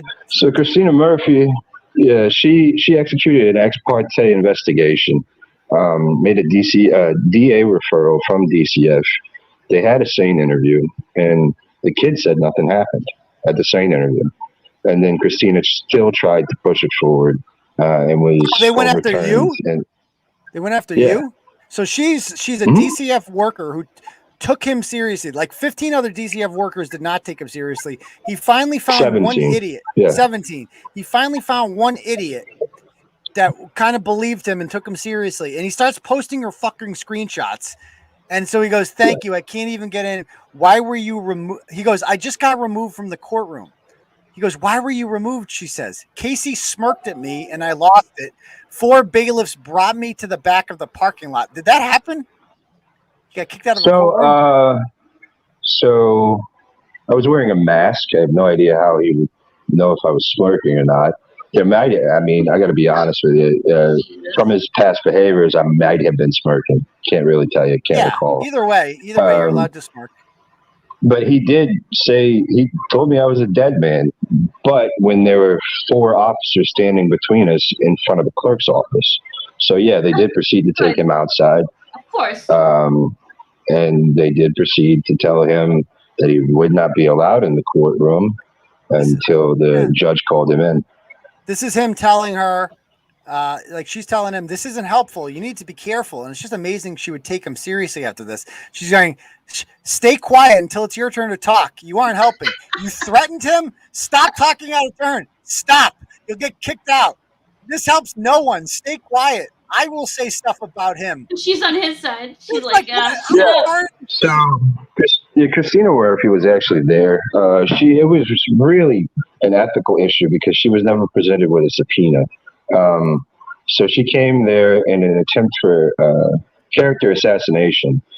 So because she made a character profile for the judge, I was given the opportunity to cross-examine her. At that point in time, I realized that I had never met Christina Murphy and that she was indeed the current caseworker. And when I asked her if she had drawn a conclusion from her investigation, she stated at that time that she was going to support it. But I continued to ask her questions, and some of the questions were like, have you interviewed me? Have you collected collaterals that I've listed? She said no. And because it was in a courtroom, 2-party consent is not needed. So I was able to use that recording to show that she actually executed an ex parte investigation. So this is where she says, thanks to Rob. That's to Robin. Did you also send it to an ombudsman and media outlets? I know you said Turtleboy. It's like, why is she talking to him like this is insane? What else do we find here? Let me read some more. So this is just more of their rantings he's posting in our group chat. I want to find some more shit from the group chat. He posts emails that he sent in there. This is him saying, notify Shayla and Stephanie, work of the investigation, get this to the news somehow, stay the fuck out of jail and not have a heart attack. And then, they're talking about you. Casey was known for sending unsolicited dick pics. And then he goes, Clarence, are you reviewing this? I didn't respond once. He's like, Turtleboy, you still there? I'm like, dude, I would get a million fucking notifications. And I'm just like, dude, stop. He goes, what the fuck, Clarence? You going to crack a half story and literally give you a pedo ring being covered up by DCF and you say nothing? I'm like, dude, I want nothing to do with this shit. Like, dude, I ended up leaving the group. Brian says, all right, I'm out this dick pics and all this pedo shit. I don't need this on my messenger. Cut the crap, Jason. At least you have an outlet in this news chat. So I better not see any more fucking manic posts on your page after we told you to stop. I love you, brother, but enough is enough. You can do battle without social media mania. And look at one after another. People are leaving the group. Peter Palmero's leaving. Everyone's just leaving. And he goes, wow, a lot of people are afraid of the truth. It's like, no, we just are getting a million fucking notifications. For the record, I've never sent a dick pic that wasn't asked for. I'm not going to deny sending dick pics, but they were all asked for. Hey, I can't comment on that. I don't know anything about that. Please feel free to add parents in this area. And isn't Leaha Yorkel the mother of his 2 other kids? I did not see that. That was not sent to me. I can't believe that he actually fucking named her. That he'd be that stupid. She's the mother of his. She's the mother of his 2 other kids that were taken. And right? he messaged her after she left. Did you not read that? I've never met a person that said. I've never met a single person in my life that ever said a foul word about her She seems like a very put together woman, and his two eldest kids. And he's not allowed anywhere near those two kids, right? It's not just that they want nothing to do with him. Oh, okay. So, are they older? They're older. And he goes, did Casey reach out to you about the older kids? But again, she had already left the group when she asked that. So she adds her, and she's like, get me the fuck out of here. And she leaves the group. You never seen that before? That's good. No, that's the first. Yeah, I'll send these to you.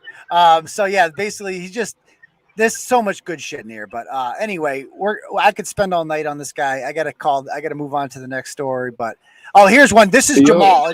I'll end up with the Jamal character. The Jamal character is definitely him. People determined after a while, and he's just saying he would just say really racist shit, and Jamal would just say the most outlandish shit.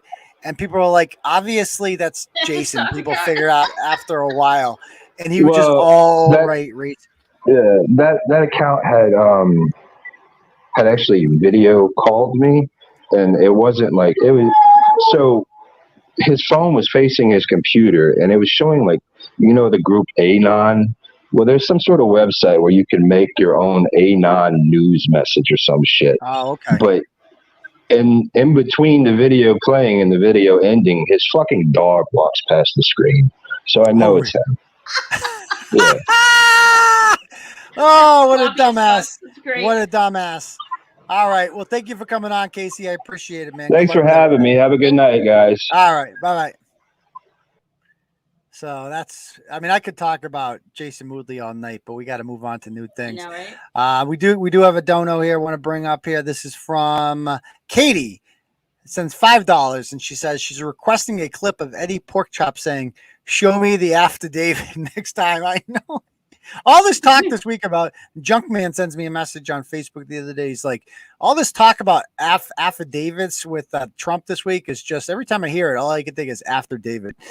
It's like, I love whenever I put after David in the blog, and there's always that one guy that comes in. You spelled it wrong. They don't message me. They post about it on Facebook. They're like, it's actually called an affidavit, and everyone's just like, oh, you must be here. All of them. Eddie Porkchops, Eddie Pork. It's like, I love how 95% of people get it. They understand the after David reference. Like, everybody knows it. Hey, and by the way, give us a like, guys. If you never, give us a thumbs up. That helps with the algo.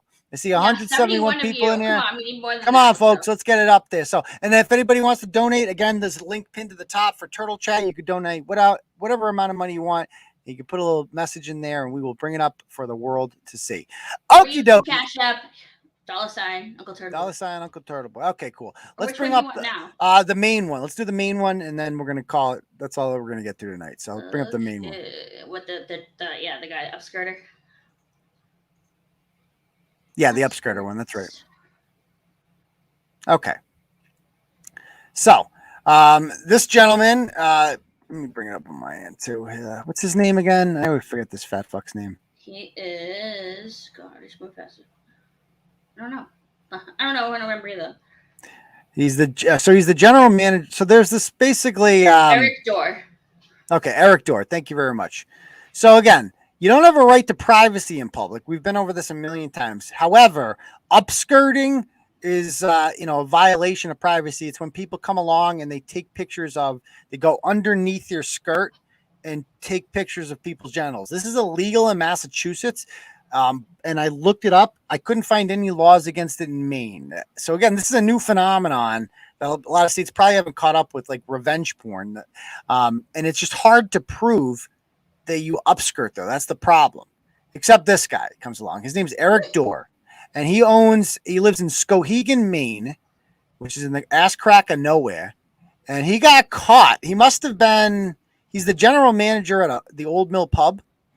And he got caught. Somebody saw him taking pictures underneath a girl's skirt who was filling out some sort of form in what appears to be the back of his car. And so this person watching it is like, oh shit, let's take a video. Let's play the video. Show what happens.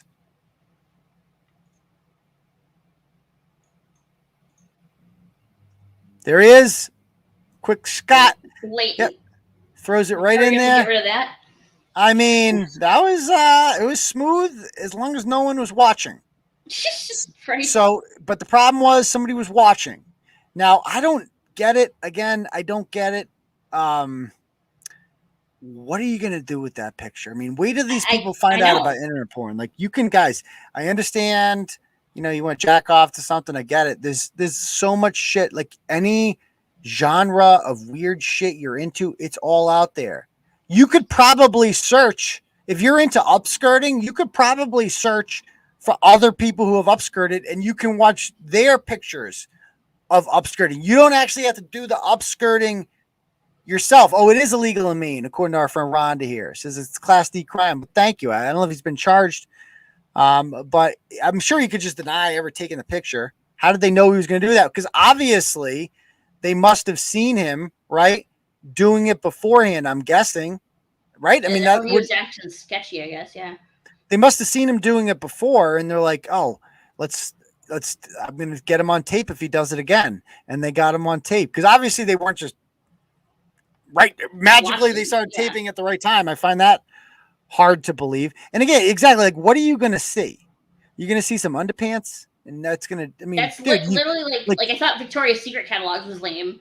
So like you can, this is even worse. Like, you can watch people getting cum all over their face. Like, there's so many good videos out there you could watch, doggy style, like any good shit out there, whatever you're into, bukkake, it's all out there. Like, who's the guy that's into just random everyday chicks' panties? Like, that's fucking weird, you know? This is the kind of guy who like wants to like sniff used underwear and like steals it in the night and shit. I bet he's like a creepy weirdo. Buys like used shoes to like sniff them and shit.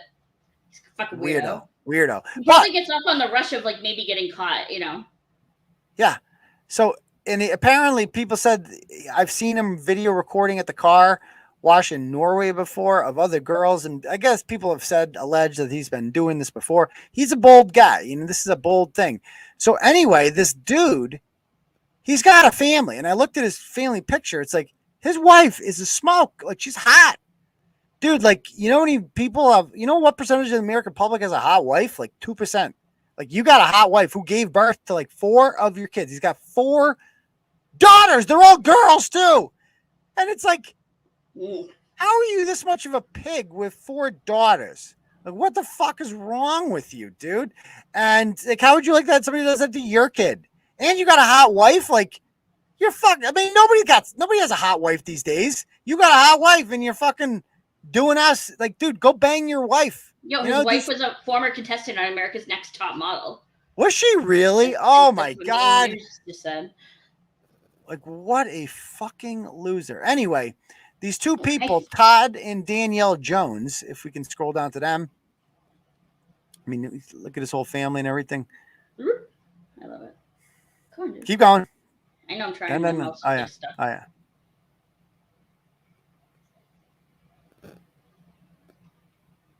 So there's the family. Keep going. There they are. Yeah. Okay. So these 2, they're the local idiots who run the community Facebook page, Skowhegan, whatever, Neighborhood Watch. With and they make it capitalized. Yeah. And they make an announcement stating that, and I'm going to put the invite for, I'm just going to send it to Rhonda on Facebook. So, yeah, that's better. So we don't the losers on here. Okay, so I'm going to bring Rhonda. I just sent you the message on Facebook. You can click on that, and you can click on the stream, and you can join us that way, and tell us you have something special to add to this. She tells us so. She kind of runs the Maine Journal news website up there. Follow them on Facebook. They got a lot of good stuff. They're supporters of the blog. But anyway, Todd Jones and Danielle Jones would not allow anything to be shared on their Facebook page about this guy because they are protecting him. And Todd got very mad about this. We talked about him on Turtle Club the other night. You can see the messages he sent me. Join Turtle Club if you haven't already. You can read all the hilarious messages he sent me threatening to sue. It didn't go over for him well. I think he's now telling me not to contact him, so I'm not going to bother with him. But yeah. Anyway, a lot of people want to protect this organization. And by the way, he's also used his daughter before, like on Twitter. His daughter accidentally called 911. And it was like she apologized and it was this heartfelt story and blah, blah, blah, blah, blah. Yeah, So he doesn't mind attention when it's positive attention, but now it's negative attention. All of a sudden it's bad. We can't talk about this guy. So we bring up Rhonda right now. Hello, Rhonda. How are you? I'm good. How are you? Good, thank you. So what do you got for us about this story? Okay, so I have a lot on Todd. Can you mute the show in the background? You got to mute the show. You can't have the show on in the background. I didn't think I did. Hang on.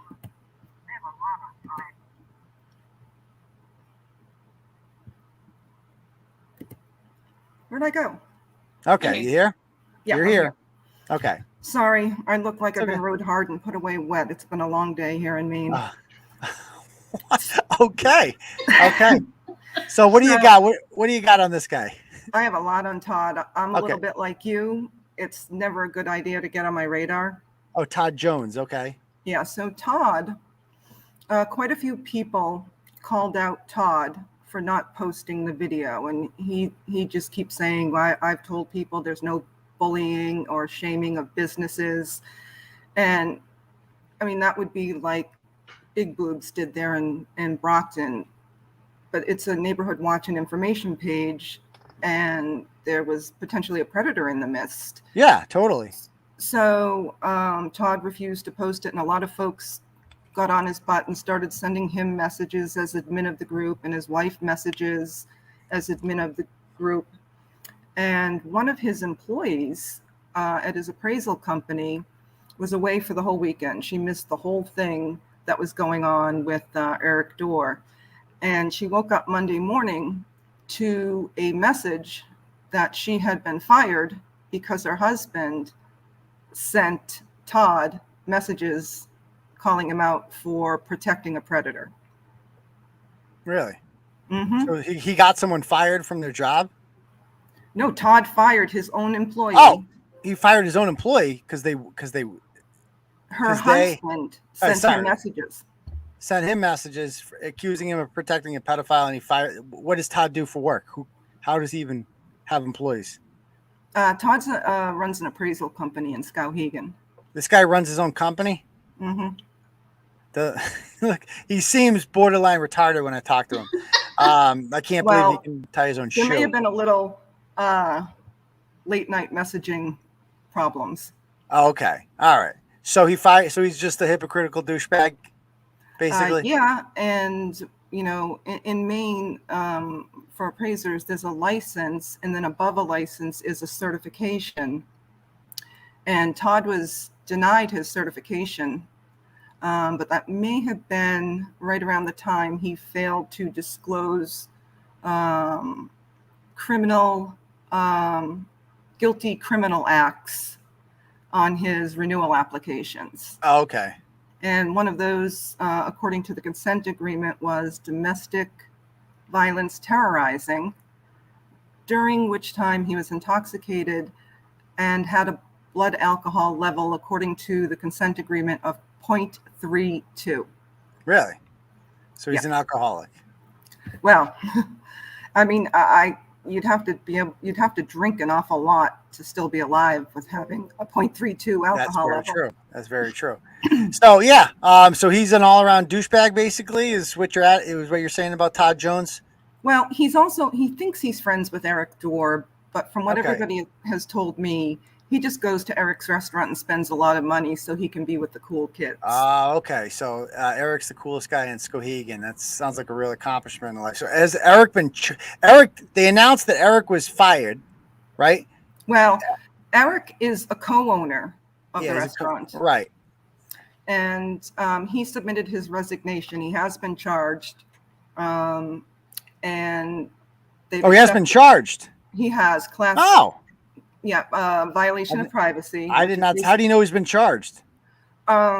Because I had contacted the police. I got a media report. Have you published it? Have you shown? Yeah, it's actually on. It's also on. I haven't published it. It's on Kennebec Journal, centralmaine.com. Okay, so we can see this somewhere. Yep. Okay.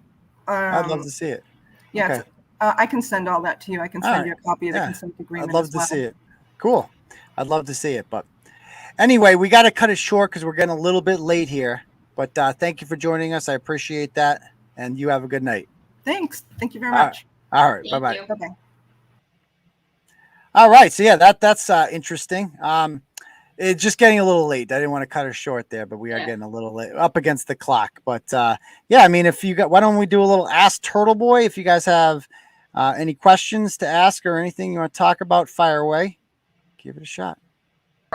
Right. Well, she's real good at fooling stupid people. Like that is a skill. I mean, you look at her audience and stuff. Hey, you were stupid. I got stupid a little. We made the mistake. I'm talking about the ones that even after this are gonna blindly defend it. They'll be like, well, maybe her vagina had COVID. That could happen. Right. Well, she's. Oh, okay. All right. Anybody have any questions? What was that malfunction? What the hell was that? What was that? I don't know. Okay. All right. I don't know what's going on. There's some malfunctioning going on backstage. I don't know.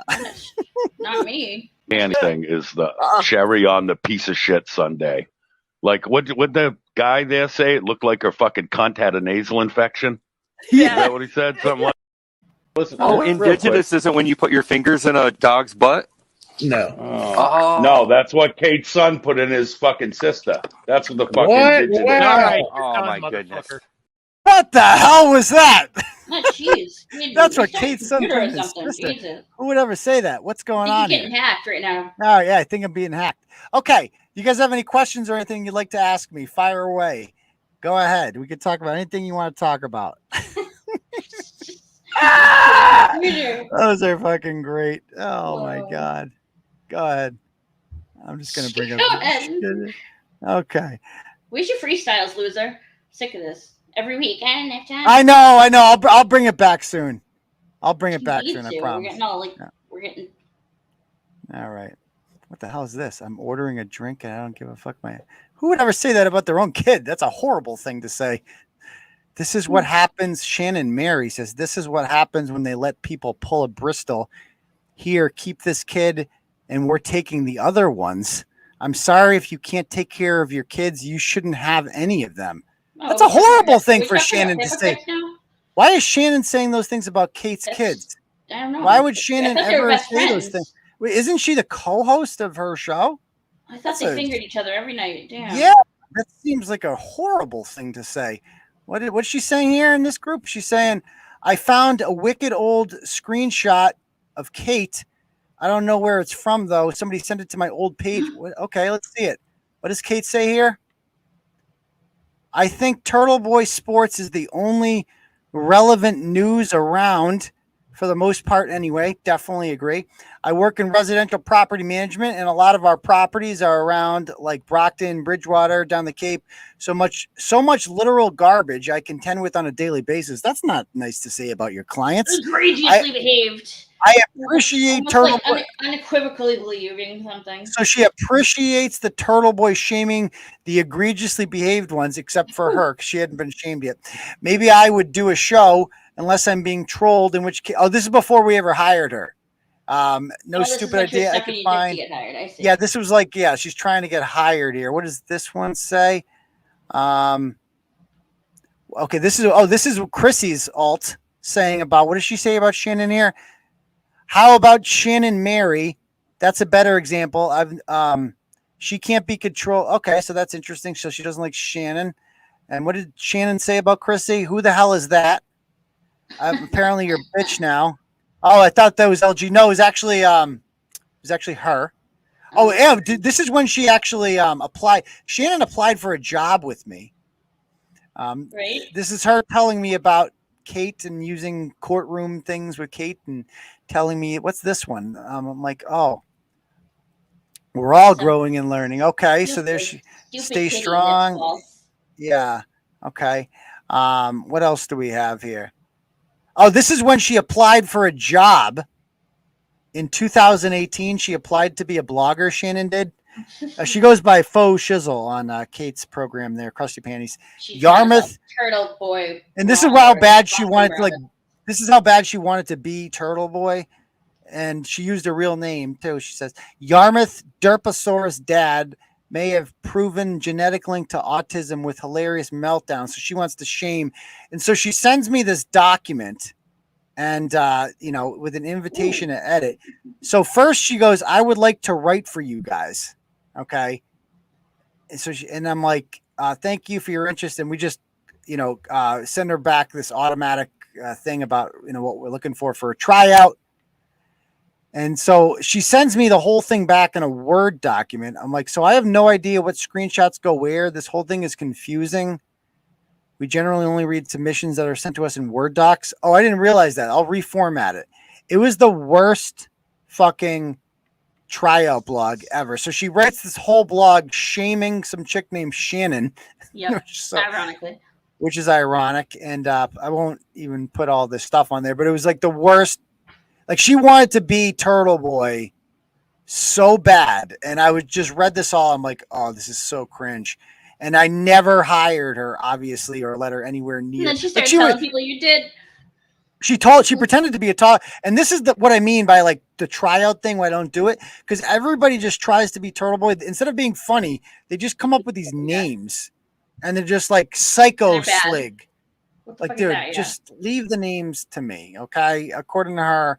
And, wants to shame other people. Meanwhile, she could shame herself. But she never did, obviously. What else do we have here? She goes, I found that this is what else is she saying here? They found that missing girl. They didn't find Teresa, though. That's Kate's daughter. A little bird told me that Kate emailed Bikers Against Abusing Kids and told them not to talk to you. And I requested the post be taken down, but now they're getting emails of people trying to buy ad space. Okay, whatever. So basically she's accusing Kate of something there. That's interesting. She was always messaging me about like, blog about this about Kate, blog about this about Kate. And then this is her helping to organize the protest with Rayla. What else do we have here? Oh, this is when she accused Chrissy of turning into Bristol. She didn't like Chrissy at all either. But yet later on, she would go on to ask me to take down the blogs about Chrissy. Mm-hmm. What else do we got here? Oh, this racism stuff is a good time to drop that Bristol is a racist. I'm like, can we crop Chris out of there? She goes, yeah, give me 1 second. And this is when Kate says the racial slur on her program. So just like LG. Yeah, she's the one that put that out there, Kate. Yeah. This is one of our group chats that Kate was in. And this is one of Kate's old alts saying this. And her saying that she probably knows everything about me, but at least I'm not taking a shit this time. Okay. Hey, what time is court on August 30th? With Rian, I'll let you know. Off the top of my head, I don't know. What else do we have here? Oh, this is Kate and me talking about something. She goes, this Fupa mom's husband. Oh, I go, did you do something wrong? I don't like how. So Kate posted pictures of some kid's face on a blog I published. Yeah. So she published a blog using kids' faces.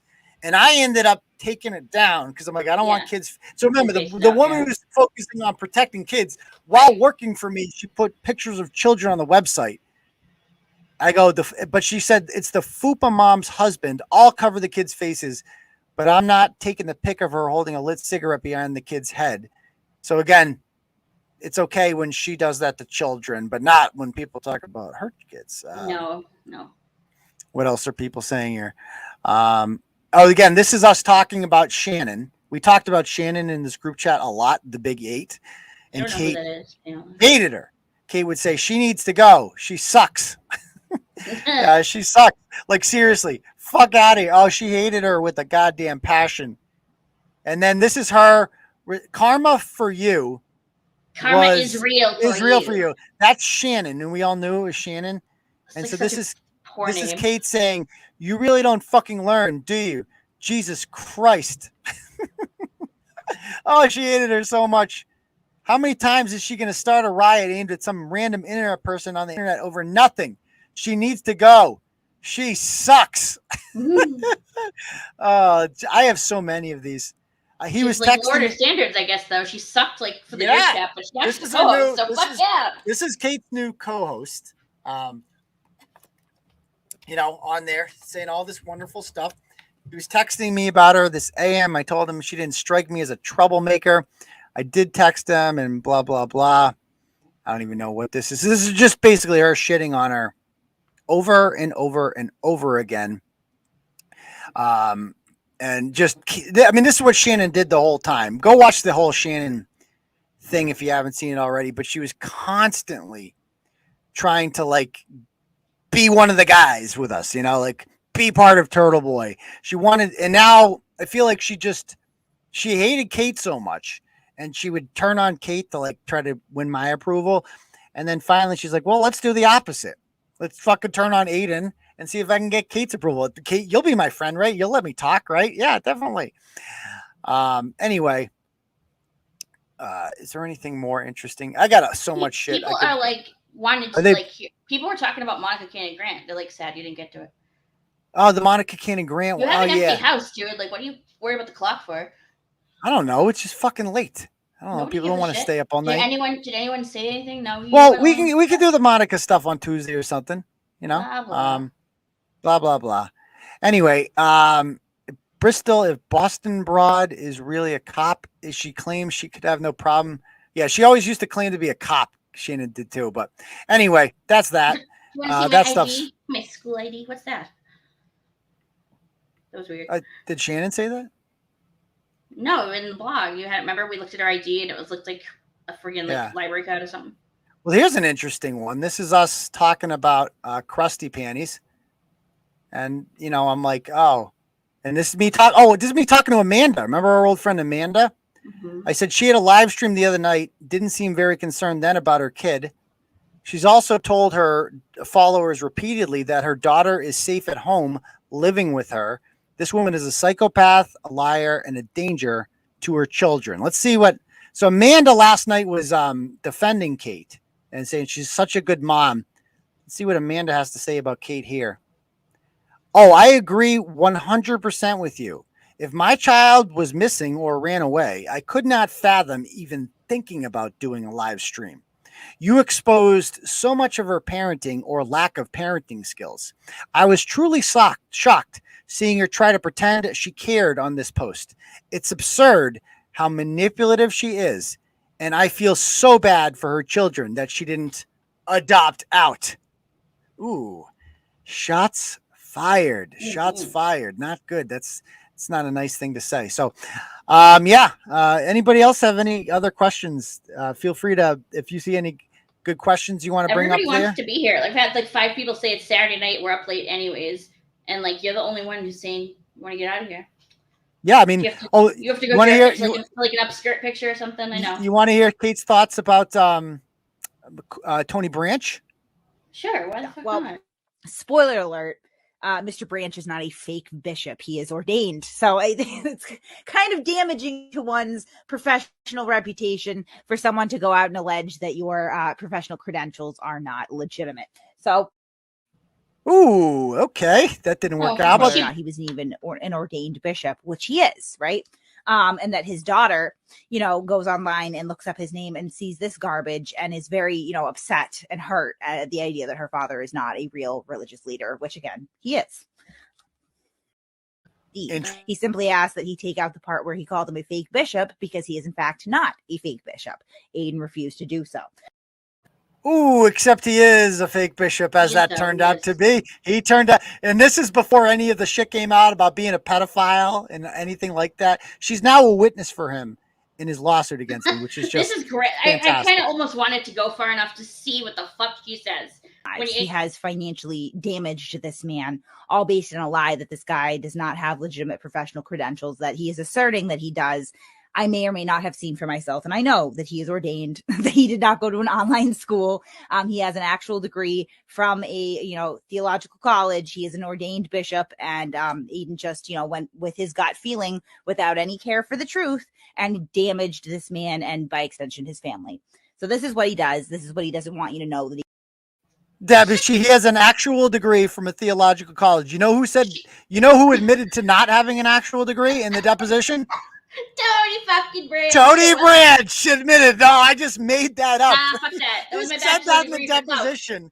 We're using that in the motion for summary judgment that he made all that up. But Kate's like, what? You hear what she said? I've seen it.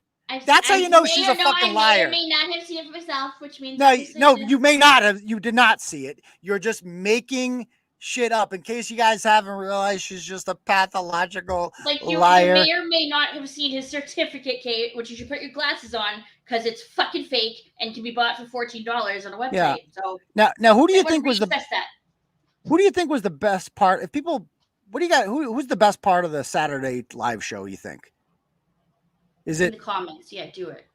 Let's see. Let's find out. There's no one that can say that I wasn't the best part of the Saturday shows. That's just a fact.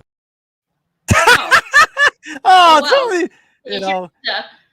So I wonder what does Bret think of Kate's fans? Let's find out. It's just with her. It's these little sycophants she has, like the pudgy guy that ran away from my show when you showed up. You remember that? What's this drama douche or whatever the fuck his name is? Corrosive. Yeah, corrosive cunty. Yeah. Yeah. All these little fans, like you said, it's the legion of unfuckable losers. That's all it is. You look at everyone in her crew, and they just buy it. They don't give a fuck about the kid getting fucking fiddled on the roof by her brother. They don't care about the abuse, the arrests. No.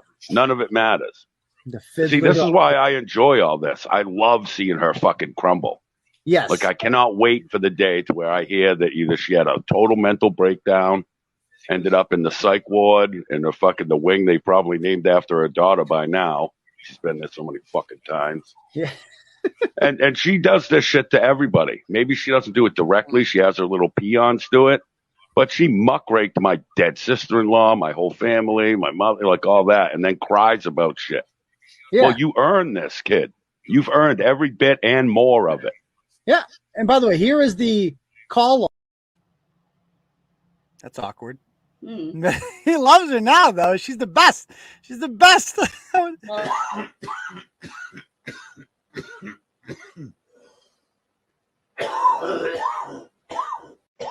We all miss those, don't we? We all miss those.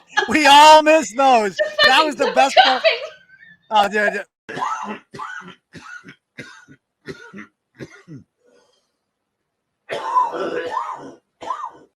Oh, that was the best part of the weekend live show. We missed those. We missed those. Oh God. Oh, let's see what Bret. I mean, so Kate has admitted that she had 2 of her kids taken out of her possession. She says she gave them up, which nobody believes, and the Attleboro Sun Chronicle says differently. What does Bret think? Dude, to get your kid taken in Massachusetts as a female, bruh. Yeah. You literally, they gotta catch you fucking pimping her out and fucking lighting your crack pipe off its head. Yeah, they try. Okay. Apparently, he doesn't believe that. Now, remember when she said she found her kid? That her kid her kid was missing, and then she just found her? Like, listen, unless her daughter was at the liquor store, I don't believe Kate found her for 1 second. Not one. I think. Okay, so I guess he doesn't believe that. I guess he doesn't believe that. What about this one? I have no doubt this broad's been fucking sucking dick for a fucking way to go. Like, I don't want that to be the truth. The kid? Yeah, absolutely. That's not a nice thing to say about Kate's child, Bret, that she's sucking dick for fentanyl. That's a horrible thing to say, Bret. How dare you? Or that he fiddled on the roof. Or they got fiddled on the roof there. But I mean, two aren't there.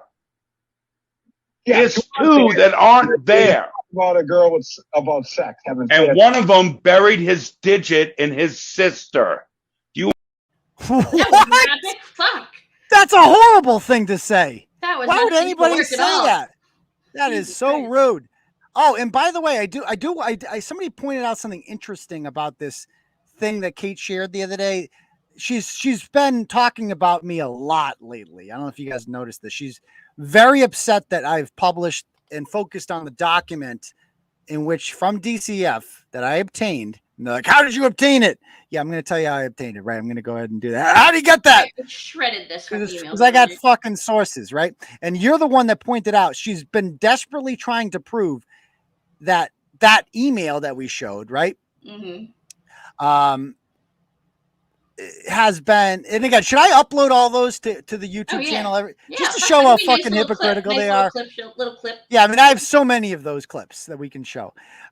So she really wanted to prove that this the document I showed that alleged that one of the kids buried his digits in his sister, as Bret claims, is fake. And so she published this the other night on YouTube, and you're the one that pointed out, oh shit, this is clearly fake. Yeah, and I fucking shredded this. So I would like to point out, I noticed a couple other things that somebody pointed out. You notice that the time that this email was, what does this thing at the top mean? Is that the time that it's screenshotted? No, probably not. I don't know. It might be the time the email is sent, because it's the same as down here. Look, like. Well, that's what they pointed out. Yeah. And so. Thing. No, is it? So, she's in print view, I think, so it might come up like that if you do it in print view. Okay, so there's nothing shady about that. No, I don't think so. Okay. So I did notice the date was interesting. June 16th, 2022. She gets this email from DCF, right? Remember that date, everyone. Everybody, please remember that date. What date was it, guys? June 16th, 2022. 2022. Well, I got a little video, guys. I want you to listen to this video of Kate's own words. Let's listen to this. He's literally going around and spreading the rumor that my children were sexually abused by their mother. Can you imagine the kind of it's a horrible thing. It's a horrible stigma if it's true, but this shit isn't even true. And that little fucking Word document, which I got a surprise for him, because I actually went above and beyond today and fucking emailed over to the ombudsman. Well, I emailed over to DCF and I was like, this record is getting passed around. He's stating that it's my record. I now have an email where they are confirming that they have no record that reflects that at all in their possession, and that they have a digital audit of anyone who has accessed my records in the last 10 fucking years, and it's been no one recently. No one. Did you hear what she said there, Deb? Which part? About getting an email back from DCF. Yeah. That she got an email back. File. Yeah, so she heard about this a long time ago, right? No. How old is that video that I just played? From December, right? From December. Again, what date does this fucking email say? June 16th. Oh, June 16th. So she was claiming in December that she got an email from DCF that alerted, no, that's a fake. That everything he's posting is not real. Yeah. And then she's got this email, which is dated June. So she had a time machine in December when she said that. She could fast forward to fucking June and have this email. Oh, that's right. She's making the whole fucking thing up. DCF never denied any of this, ever, because it's fucking real. And I always catch you in lies, Kate. I'm too smart I'm too good. I got the receipts, as they call it. I'm way fucking better at this than you. You fucking lie all the time. I catch you in lies. I just don't give a shit enough about you to fucking make a whole show about you. You're the add-on at the end. You're the thing we fucking shit on at the end of here, and I expose you. And the only fucking, as Bret pointed out, the only people in the world who actually believe you or actually follow you are what again, Bret? Right. Well, she's real good at fooling stupid people. That is a skill. I mean, you look at her audience and stuff. Hey, you were stupid. I got stupid a little. We made the mistake. I'm talking about the ones that even after this are going to blindly defend it. They'll be like, well, maybe her vagina had COVID. That could happen. I got stupid. You got stupid. We all got stupid. He's got a good point. She's really good at fooling stupid people. Right. If you believe this email was actually sent from DCF, which she redacted, and you don't know who the fuck it's from, just trust her, though. The woman who goes around fucking faking documents all the time and making shit up and lying, she's telling the truth about this, though. Oh, yeah, you can tell. The woman who lost 2 of her kids to neglect, you can trust her on this issue, guys. Trust her. She's right about this one. Kate always wins, guys. Hashtag. She always wins, except with her kids. Then she loses them. No, she gave them away. She did a really good thing. Great charity there. Family. All right, so fuck it. I apologize. I do feel terrible about the things I said about you and your family. No, fuck that. I know you don't care. But just for me, I think. I have to say I'm sorry, because if people did that to mine, I would feel a certain kind of way. So sorry, Kate. I'm so sorry. I'm so sorry I said all those things about your kid. I'm so sorry that, wait, what kind of things did you say? Oh, indigenous isn't when you put your fingers in a dog's butt? No. Oh. No, that's what Kate's son put in his fucking sister. That's. Oh, he's so sorry about that. He's so sorry about that. This is fucking up my kid. Da, da, da, da. That's when an adult human being logs the fuck off. Yeah. Like, that's the end of it. No, I'm hurting my fucking mental fucking midget child. I have to fucking stop this, period. Even a dick like me would stop. She's never But stopped she anything doesn't. that hurt her kids, though. She's never stopped a single thing that hurt her kids. Yeah. And as far as the whole we can't fucking talk about our kids bullshit, I never knew about our kids until she brought them up. And like the video you showed, you know, all that. Oh, why are they talking about me? Because you've been a focal point for this bitch's attention-starved fucking empty head, and you brought him into this. I mean, he's not wrong. Like, clearly he had a vacuum on because he was sucking her ass like real hard. It's dude. so funny watching him just grovel there like, I'm so sorry, Kate, because he knows like nobody watches him, obviously. So he's got to go to this woman who obviously has more subscribers than him. Just like somebody will listen to me, she'll let me on, right? Like, yeah, like share Kate's channel. Yeah, you'll like me, Kate. Pat me on that. Tell me I'm good now. Oh yeah, I'm so sorry about the time I repeatedly said things like this. Listen, when she's 18, give it a shot, Kate. I fucking dare you. When that little fucking semen demon cunt is 18, send her out here. Have her do your light work, kid, because I'll bury her like I buried fucking you piece of shit. I bet she won't. Bennett- Sharp words.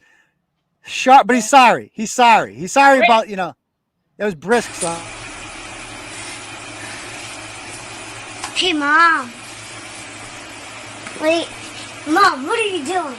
This is what grown-ups do when they're in love! You're a retard.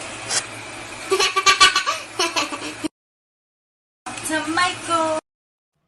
That's good parenting. Oh, One way to parent. Post a video like that 3 days before your children are taken away from you. That's That makes very me really good. sad because her daughter was so little and cute and like innocent. Then Yeah, I mean, it is very tragic. And again, I didn't put that on YouTube. She did. She did. She used her She thought it was child funny. and she coached her to call her a retard instead of, you know, giving her a bath and like taking care of her. Like, it's fucking demented for another. Oh, why are you going after my kids? I didn't put that on the internet. You did. And it's still on there. Why haven't you taken it down? I wonder. I have no doubt this broad's been fucking sucking dick for a fucking way to go. Like, I don't want that to be the kid? truth. The kid? Yeah, absolutely. Wait, what did Bret say about Kate's daughter? I have no doubt this broad's been fucking sucking dick for a fucking way to go. Like, I don't want that to be the kid? truth. The kid? Yeah, absolutely. That's a horrible thing to say about her kids. That's horrible assumptions. Yeah. Yeah, I mean, and what does Kate think? What does Bret think about Kate's internet No, fame? he didn't create her. That's the thing. That's bullshit. I That's did not create true. her. I didn't. You put her. You blew her up. But Right. she was already clout chasing before she found you. Yeah, but nobody would have noticed her. She would never. Oh, no, not in a she would have million been years. Irrelevant, and there would be no Yeah. masshole report. Yeah. Like, you know, Literally less than Connie. She would have been less than Connie. Less than Connie. That's Wow, not. that's fucking low. That's really not That's the worst good. thing you can say about somebody. Shit. Now, Bret has said a lot of things about my show since he's left, and he's like, "Oh, I hate it now." It's like, well, let's see what he had to say about it back in the day. Casual fan, I could get why you might be like, all right, fuck her. Let's get to a beach fight or whatever. Because she didn't do those things to you. Like, Right. if she had What's had ironic her, is if she had had her way, Turtleboy would be gone right now, son. Think of that. We wouldn't have this outlet. We wouldn't have this media that tells us the fucking truth. Yeah. Oh, so I'm the media that tells the truth, according to Bret. Well, that's interesting. What is this one? Well, let's not forget what happened in DCF Care with her son and her daughter. Like, that was learned behavior. That was learned behavior. You know, That is 100% something was witnessed or done to Fiddler on the Roof there, her son. And he acted out the same behavior because he thinks it's all right. And again, I'm not saying this shit because I hope these kids go through, like, best case scenario, they never see their mother again and they get therapy. Right. But the world we actually live in is one of where under her fucking care, one of them fucking played Connie with her own fucking sister and put some digits in him or whatever the fuck he did. And the other one's running around sucking dicks for fentanyl and cocaine. That's not the kid's fault. That's because their example as a parent and a mother and a beacon of, all right, how am I supposed to be, is bottom of the fucking barrel, son. Wow. I mean, it's true. It's definitely harsh. I mean, it's a harsh reality. I mean, stop it. And that whole, they're lucky I don't let my daughter say her piece on that. I dare you, kid. Listen to me, Kate, you fucking dumb cunt. I dare you. Dare you to let that little fucking psychopath out of her cage. Yeah. Go ahead. I dare you. I dare. I dare you. Yeah, by the way, I'll give her to Connie, you little fucking cunt. Keep fucking with me. No, it's just like I said, I'm enjoying the fuck out of this. And there'll be people tomorrow talking about how much of a scumbag I am from liking this. I don't like that her kid's a fucking mess. No. But you don't only need to look at Kate. Kate is the root cause of all of this. And someday karma comes for its payment. And she'll get it. And we will sit back and laugh because we still have a great show and you're sucking out of the dick. So fuck you, deadbeat. Like, do you think she for a second? Please don't. I don't do the sorry shit, and I'm not going to now. But some of her biggest points about her son and her daughter and stuff, I Jesus Christ, I partook in that, and I probably went way further than he was willing to with those insults and stuff, and to where I do feel bad for that, just because. Oh, he feels so bad. He feels so bad now that he needs her for something. Have you ever seen a more pathetic man than this? I mean, it's too good. It's too good. I love exposing these people. I love being better than them. It's too good. It's too good. Anything else? Yeah. Anybody have any questions? Back to the questions. Anybody have any questions? Are your food computer done with that shit? Yeah, but are we done being hacked here? It's horrible. Call Geek Squad. Yeah. So. Any questions, right. people? Put it Anybody up. have any questions for us? Right. Well, she's real good at fooling stupid people. Like that is a skill.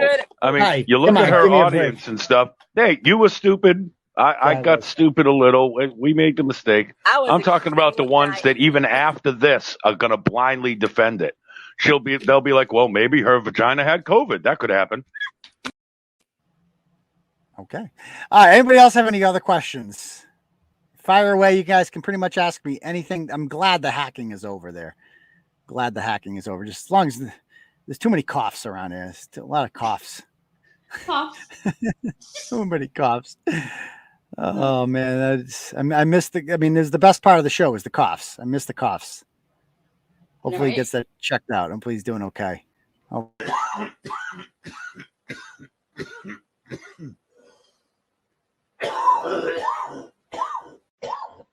It's a football coach thing or something, but it's NFL. Okay, I don't know what that was, but okay. Anybody did a vagina have COVID? I don't know. Go ahead. Probably has everything else. Somebody earlier said that he got. Hold on.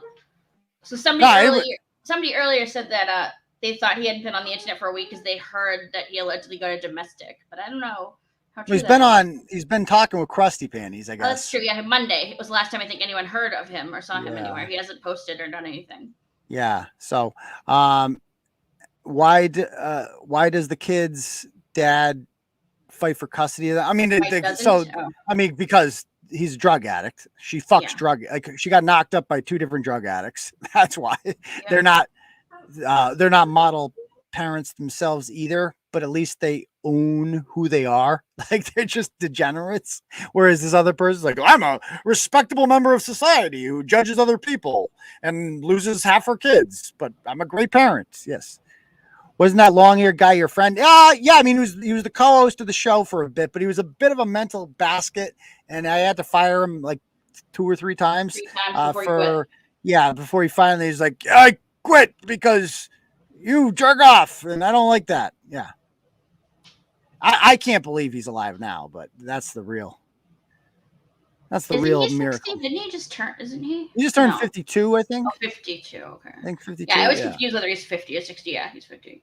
No, 50. Yeah. I mean, he looks much older than 60. Obviously, sounds like it. But He sounds it for sure. it's not good. Not good. All right. Anybody else have any other questions? Put up questions. What did her daughter call? What? I What are you didn't put saying, that question Kari? up. I don't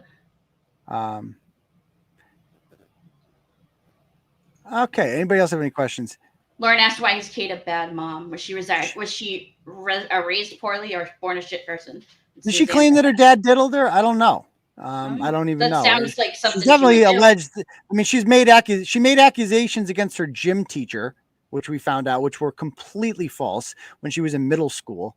And because this is what she does whenever she's pushed up against the wall, she just turns herself into the victim. She's a master of like, I'm a victim of domestic violence and I have mental health problems and I have this and that, and you can't be mean to me. No, you're just a piece of shit who abuses and neglects children. You're a monster. Does he have a job? No, Bret has no job. I paid him $200 a month because I felt bad for him. He volunteered for a few years there to do it. And then I started throwing him $200 a month because he's fucking poor and he collects Social Security for a living. He lives with his wife, Paula, who Bret doesn't have a car, so he needs her to give him rides places because he doesn't have a license either, which is normal. But yeah. Mary said she missed what Kate's daughter called her that the hackers played. Like, I think she called her a retard. Oh, she called her a retard, just to be very clear on that. And by the way, this is more great parenting tips here. Let's see. I mean, by the way, the best I can do at this point is like, yeah, I'm going down to fucking court. Like, I mean, obviously this was fabricated. Like, I know that much. I'm assuming that he fabricated it until I, see something otherwise. But I mean, it's just absolute fucking lunacy. And then you look at what he's actually produced there. And the allegation within that is not that I allowed my children to be sexually abused at all, nor is it that I sexually abused them. So he's just making that up on top of this already fabricated He's saying they did it to each other. Right, which is disgusting and untrue. And like, then you go back, like literally, like I'm talking to the fucking area director, like, what the fuck? And they come back like, we don't know what to tell you. That's not our record. Like, I fucking know that, but and at some point, you weren't mentioned.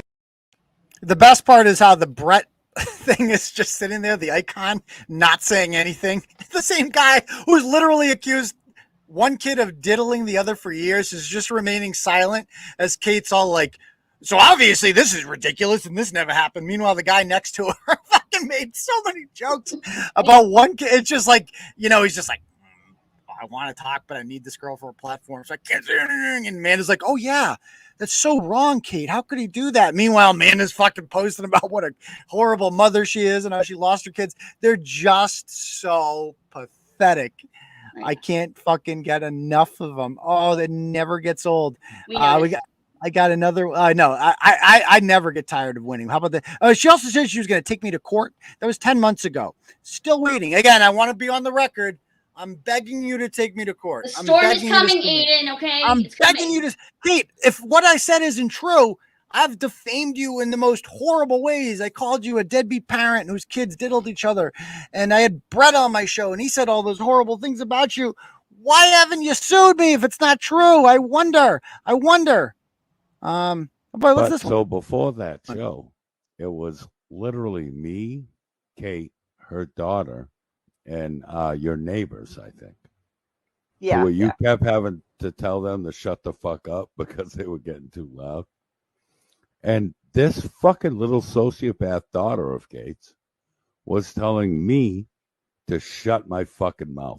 Like, she had no qualms about telling, hey, listen, faggot. And I was just so shocked at the fact that's so your kid, man.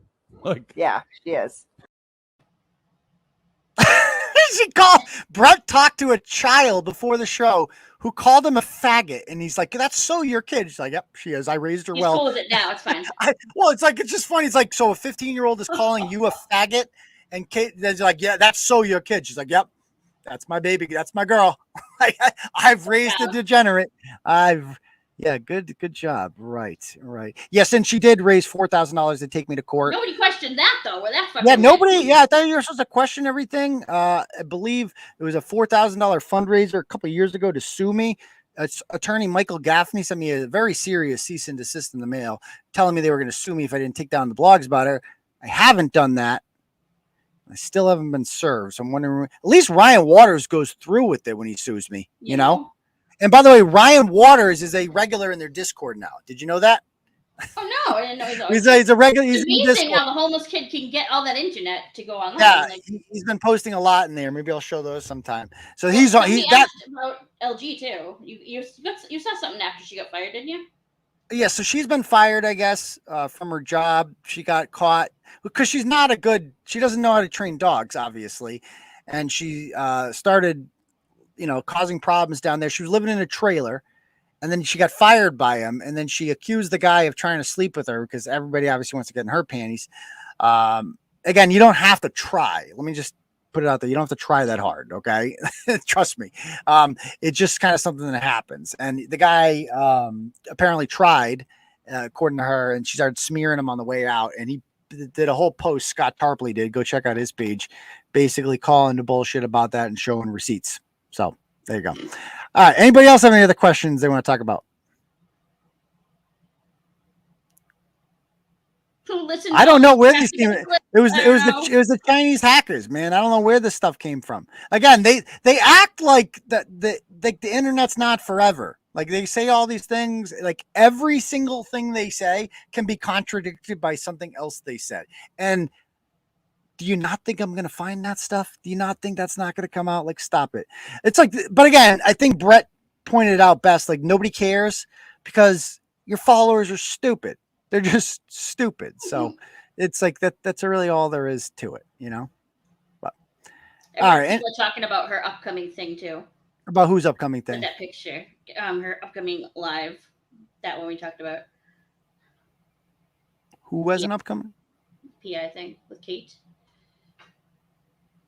Upcoming live we talked about. Who's Pia? Who's Pia? PI with the PI. Oh, the PI. Oh, yeah. I'm not even like, it's like she's really obsessed with this like adultery thing. Like she's like it's like, yeah, kid, that's already kind of out there. Like everybody knows about that. Literally, my whole family knows. Like we've been over this. Like it's so 9 months ago. And the problem is that like she claims that she has she hired a PI who's been following me around for 9 months, guys. And again, has pictures of me. If you were to follow me around every day for 9 months, first of all, somehow she can afford that on her. She answers phones at a rental place for a living, but she can afford to hire a PI to literally stalk me for 6 months and knows exactly what days I'm meeting up with my mistress, apparently, she claims. So she got all this stuff. Spoiler alert, guys. There is no PI, obviously. She can't afford to pay a PI or anything. If they did follow me around, they wouldn't find anything that you'd get me going to the gym. You'd get me driving my kid to cheerleading practice. Like you would literally prove all of these things that I'm just a regular guy. Like that's all it would prove.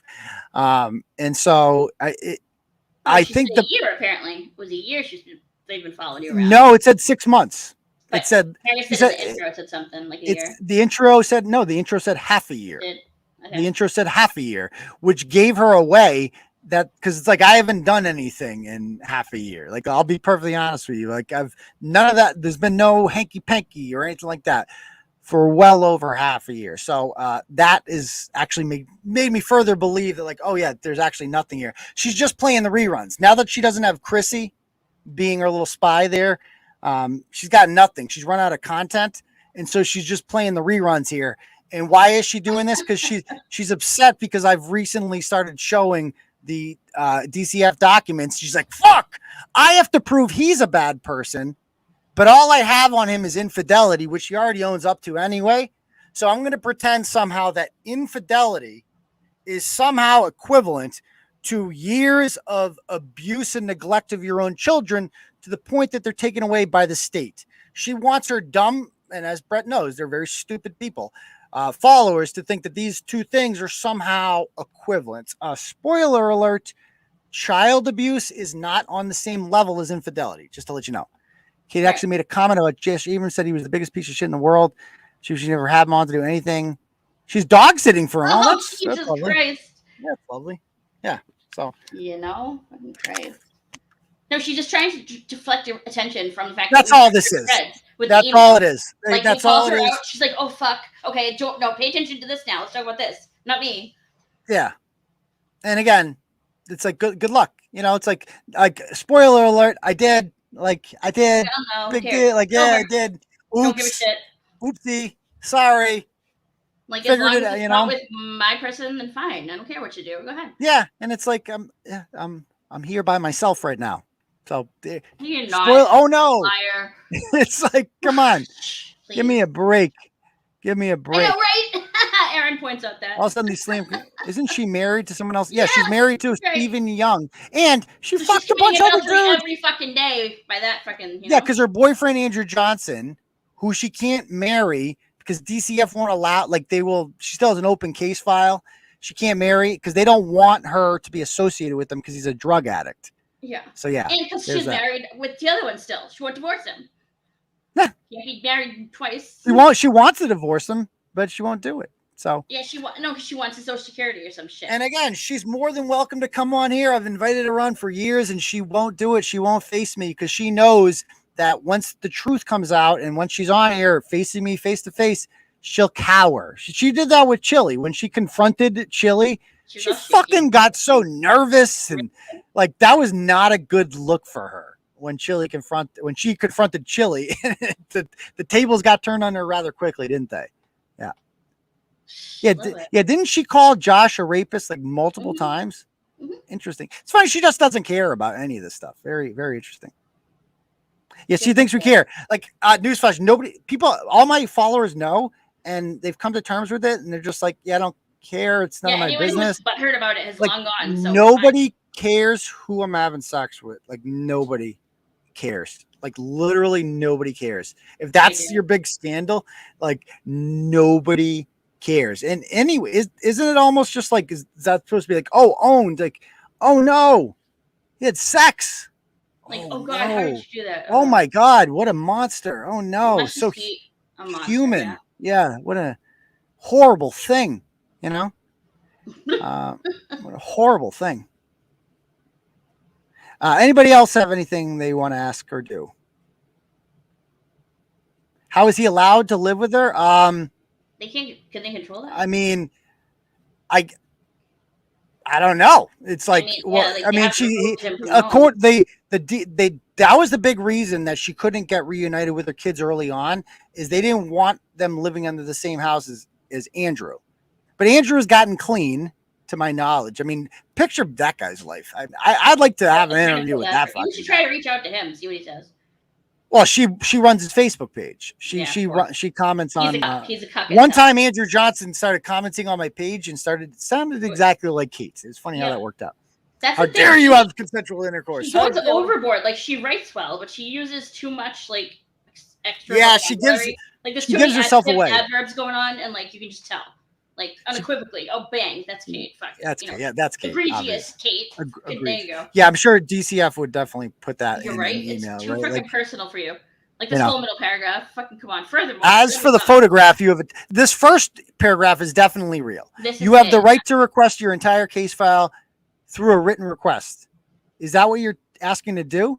It may take a few weeks, as your case has been closed out for several years, and the records are voluminous. Voluminous. So I think that part's real. And this is a little Kate Peters special. This whole fucking lengthy thing about it appears to be a photograph of a computer screen. We also do not redact our files in the paid program. Blah, blah, blah. My favorite was as you are aware. My favorite was when it's unequivocally impossible for a photograph. Unequivocally impossible for a of photograph. A partial document. Oh, that's so real. Yeah, they definitely wrote this. Right. Totally. Yeah, this is legitimate. This is obviously not the case. And again, if this is real, I challenge her to, let's see it live. Bring it up live, a video of you bringing up this email on your screen. Let's do it that way, Kate. Why won't you do it? Why won't you do it? Why won't you show the DCF worker's name? Why won't you do it? if they're, I mean, why not? At least we can verify this person actually works for DCF. Why won't you do it? I wonder why. That, let's see, sexual, like the best part was when they're like, trying to give her like borderline Leigha, advice. I am not sure what your options are for legal recourse would be at this time, other than pursue civil action, such as a harassment order or perhaps a lawsuit against the man's. Yeah, that's what DCF does. DCF goes out of the way. Yeah, DCF's like, here's what I would do, Kate. Sue him and get an order. Right. That's what they did. You know? Okay. Anybody else have any other questions they want to ask? I hope none of you who don't care about adultery don't get married, or if you do, I hope you get. Oh, he's got his. It's like, who cares? I mean, like, doesn't mean we don't care about it in our own relationships, but like, yeah, we exactly. You know, the only people who should actually care are the people immediately involved in my personal life. Like that's the only, and we'll deal with that how we deal with that. So it is what it is. Separate, exactly. Like I've been open about separation for quite some time now. Like it's not a fucking secret. Together for, you know what I mean? Like it's called co-parenting. Look it up. After you produce the documents, yeah, she got her pretty good there. She got her. Kate, I mean, I know where are you? Why are you hiding? On that, during that impromptu the other night, she allegedly went live and was inviting you on her show during that time. Oh, right. Yeah. Cause I'm going to go on yours. Like, that sounds good. No big deal. Where you'll just fucking mute and block and, you know, right. And by the way, if I'm not running the StreamYard, I can't show the documents. Like, right. You know, so it is what it is. Anybody else have any other questions they want to ask? Oh, hi, David. He woke up. David Owen? Yeah. The Druid. Hello, David. It's funny. She said the docs were fake. And then she said she already knew what was in them. Interesting. That's a good point, too. A very good point. Tell us an embarrassing sex story. Why would I want to do that? I'm just giving, I mean. I know, right? Give them more, right? No, I don't have any. All of my sex stories are like fucking crazy, wild shit. It's just going to turn you on. Trust me. You don't want me to tell you any sex stories. That's a Turtle Club topic, guys. That's a Turtle Club. Yeah, for the sex cult. We'll not be discussing them on here for free. That's going to cost you, sir. Anybody else have any other comments? He's going crazy. I don't even know why. There's literally nothing there. He's just flipping out. Someone shut their door outside. Who would you guess Castile is? Is that her or one of her groupies? No. Sounds kind of like either Shannon or. Oh, she's gained a lot of weight. Didn't she say she was skinnier than you last night too, Lauren? Like, dude, she is. What mirror, dude? The Funhouse? Fuck. We've seen, and can we talk about your toenails? Have you clipped those yet? No, dude. I'm gonna go to bed after this. I don't want to think about Velociraptor. Yeah, please. And the teeth. Oh, everything. The toenail that gutted me, dude. I can't even fucking stop. Ugh. Not good. Why? It's like a cocaine toenail. Like, you know how like cocaine dealers like grow their pinky finger wicked long to measure I don't know that. I don't know why I know that actually, but I do know that. I really don't know why. That's gonna get clipped. That's gonna get clipped. Fuck it. I don't care. But yeah, I really did, because I saw a bunch of like Asian people before, and they all had long pinky nails. Like when I used to work at Stop and Shop, like as a cashier, you know, when I was in high school. And they all sell coke. I don't know if they sell coke, but I was like, what's up with the long fingernail thing? Because it's only the one nail. And somebody was like, oh yeah, they use that to measure the coke with, and I'm like, oh, okay. And I'm just every time I saw someone with that, I was like, okay, I guess a lot of coke dealers here. All right, so I guess we're going to call it a night, folks. It's the thing, see? 80s and 90s. Oh, you're right. There we go. There we go. So, all right, guys, we'll call it a night because it is getting to midnight. That was fun playing some of those clips. See, why don't you go to bed an hour ago? See, have a lot of fun. You know, but there's a lot to talk about. You know, so a lot of funny stuff. And you know, Heidi knows.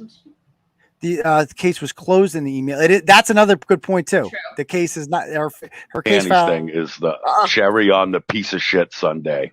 Like what the guy there say? It looked like her fucking cunt had a nasal infection. Yeah, is that what he said? Something like. Okay. Guess on that note, we'll call it a night, guys, and we will see you guys all for the next episode of the Turtle Boy Live on Tuesday night. Peace, Turtle Riders. Have a good night, everyone.